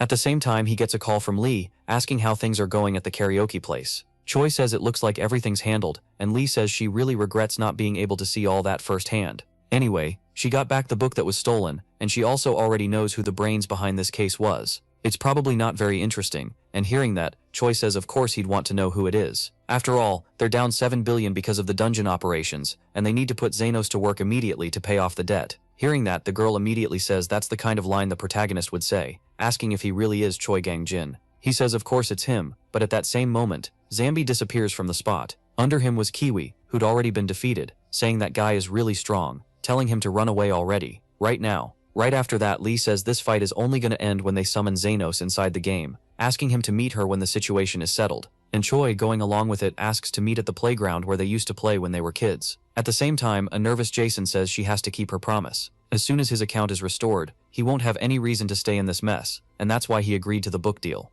Either way, he doesn't want to get involved with that red-haired guy ever again, so they're going to end the business there. Back at the karaoke place, that man was looking around thinking that Assassin definitely wasn't going to go down that easily, asking who the strongest one there is, and Choi, helping Kiwi, asks if he happens to be the street fighter called Zambidis. The one in front of him is named Seking, and he was the one who delivered the assassin's finishing blow. He heard he was looking for a strong fighter, but he's definitely never going to beat that kid. Hearing that, the man goes quiet, thinking he can try to distract him, but obviously he's not gonna be fooled, right? Right after that, Seking asks how he dares mess with Kiwi, and on top of that, he reminds him of the fighter he hated the most, so of course he's never gonna forgive him, right? But at the same time, he thinks it doesn't really matter if he ends up getting defeated. Meanwhile, Choi takes advantage of the situation to grab the key bag and starts to leave, but of course he wasn't gonna get out that easily. And Zambidus says he knows he's actually the strongest one there. Right then, Seking tells him to take his hands off Kiwi's shoulder, trying to land a hit on the guy, but the guy dodges at the same time. He tries to hit the kid, but the dude unbelievably dodges too,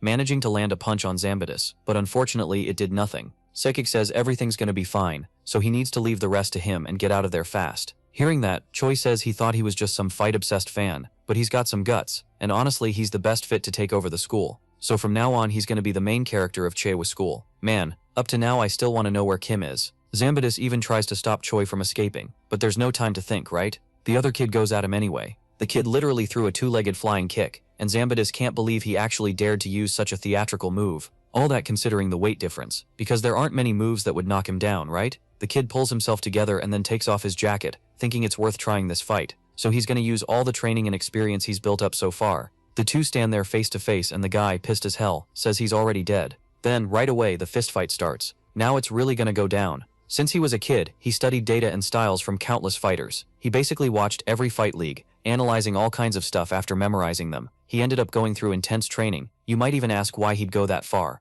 but the answer is actually pretty simple. This is the formula he practiced, thousands of times against opponents like him. His strength probably isn't enough to beat him, but his goal is just to buy time, and just like he thought, the way that guy fights is identical to the fighter he trained for. If that's the case, he can't afford to block that attack, so he dodges the strike, trying to counter while backing up the high school students watching that ask who that kid was who was trying to go head-to-head with Zambidus. Then the man says he actually knows a thing or two, and Suk mentions a man named Zambidus, who has an incredible left to be honest. He doesn't know why a high schooler remembers him, but his movements match the data perfectly. This technique is an imitation of the one used by the fighter who forced Zambidus into retirement in a single match, and it's called the Jupiter Tiger Stance. After Zambidus went head-to-head with it, he ended up running away from the fighting world, wondering if he can really surpass that guy's technique in the middle of that fight. The two of them spoke different languages, so communication was impossible. But for Zambidus, even without communicating through his phone, what the kid had said could only mean one thing. So consumed by rage, he says he's definitely going to kill him back at the karaoke door. The guy with the mohawk says he's gonna finish everyone off as soon as the Just One security team shows up. The fun's over, but it doesn't look like that's what's gonna happen. Everyone left by car. The poor guy had no idea what had happened, while the other students were staring at him, and realizing that now only that little group over there was left. He immediately sees he's screwed. So the video ends here. If you don't want to miss the next part, activate the notification bell,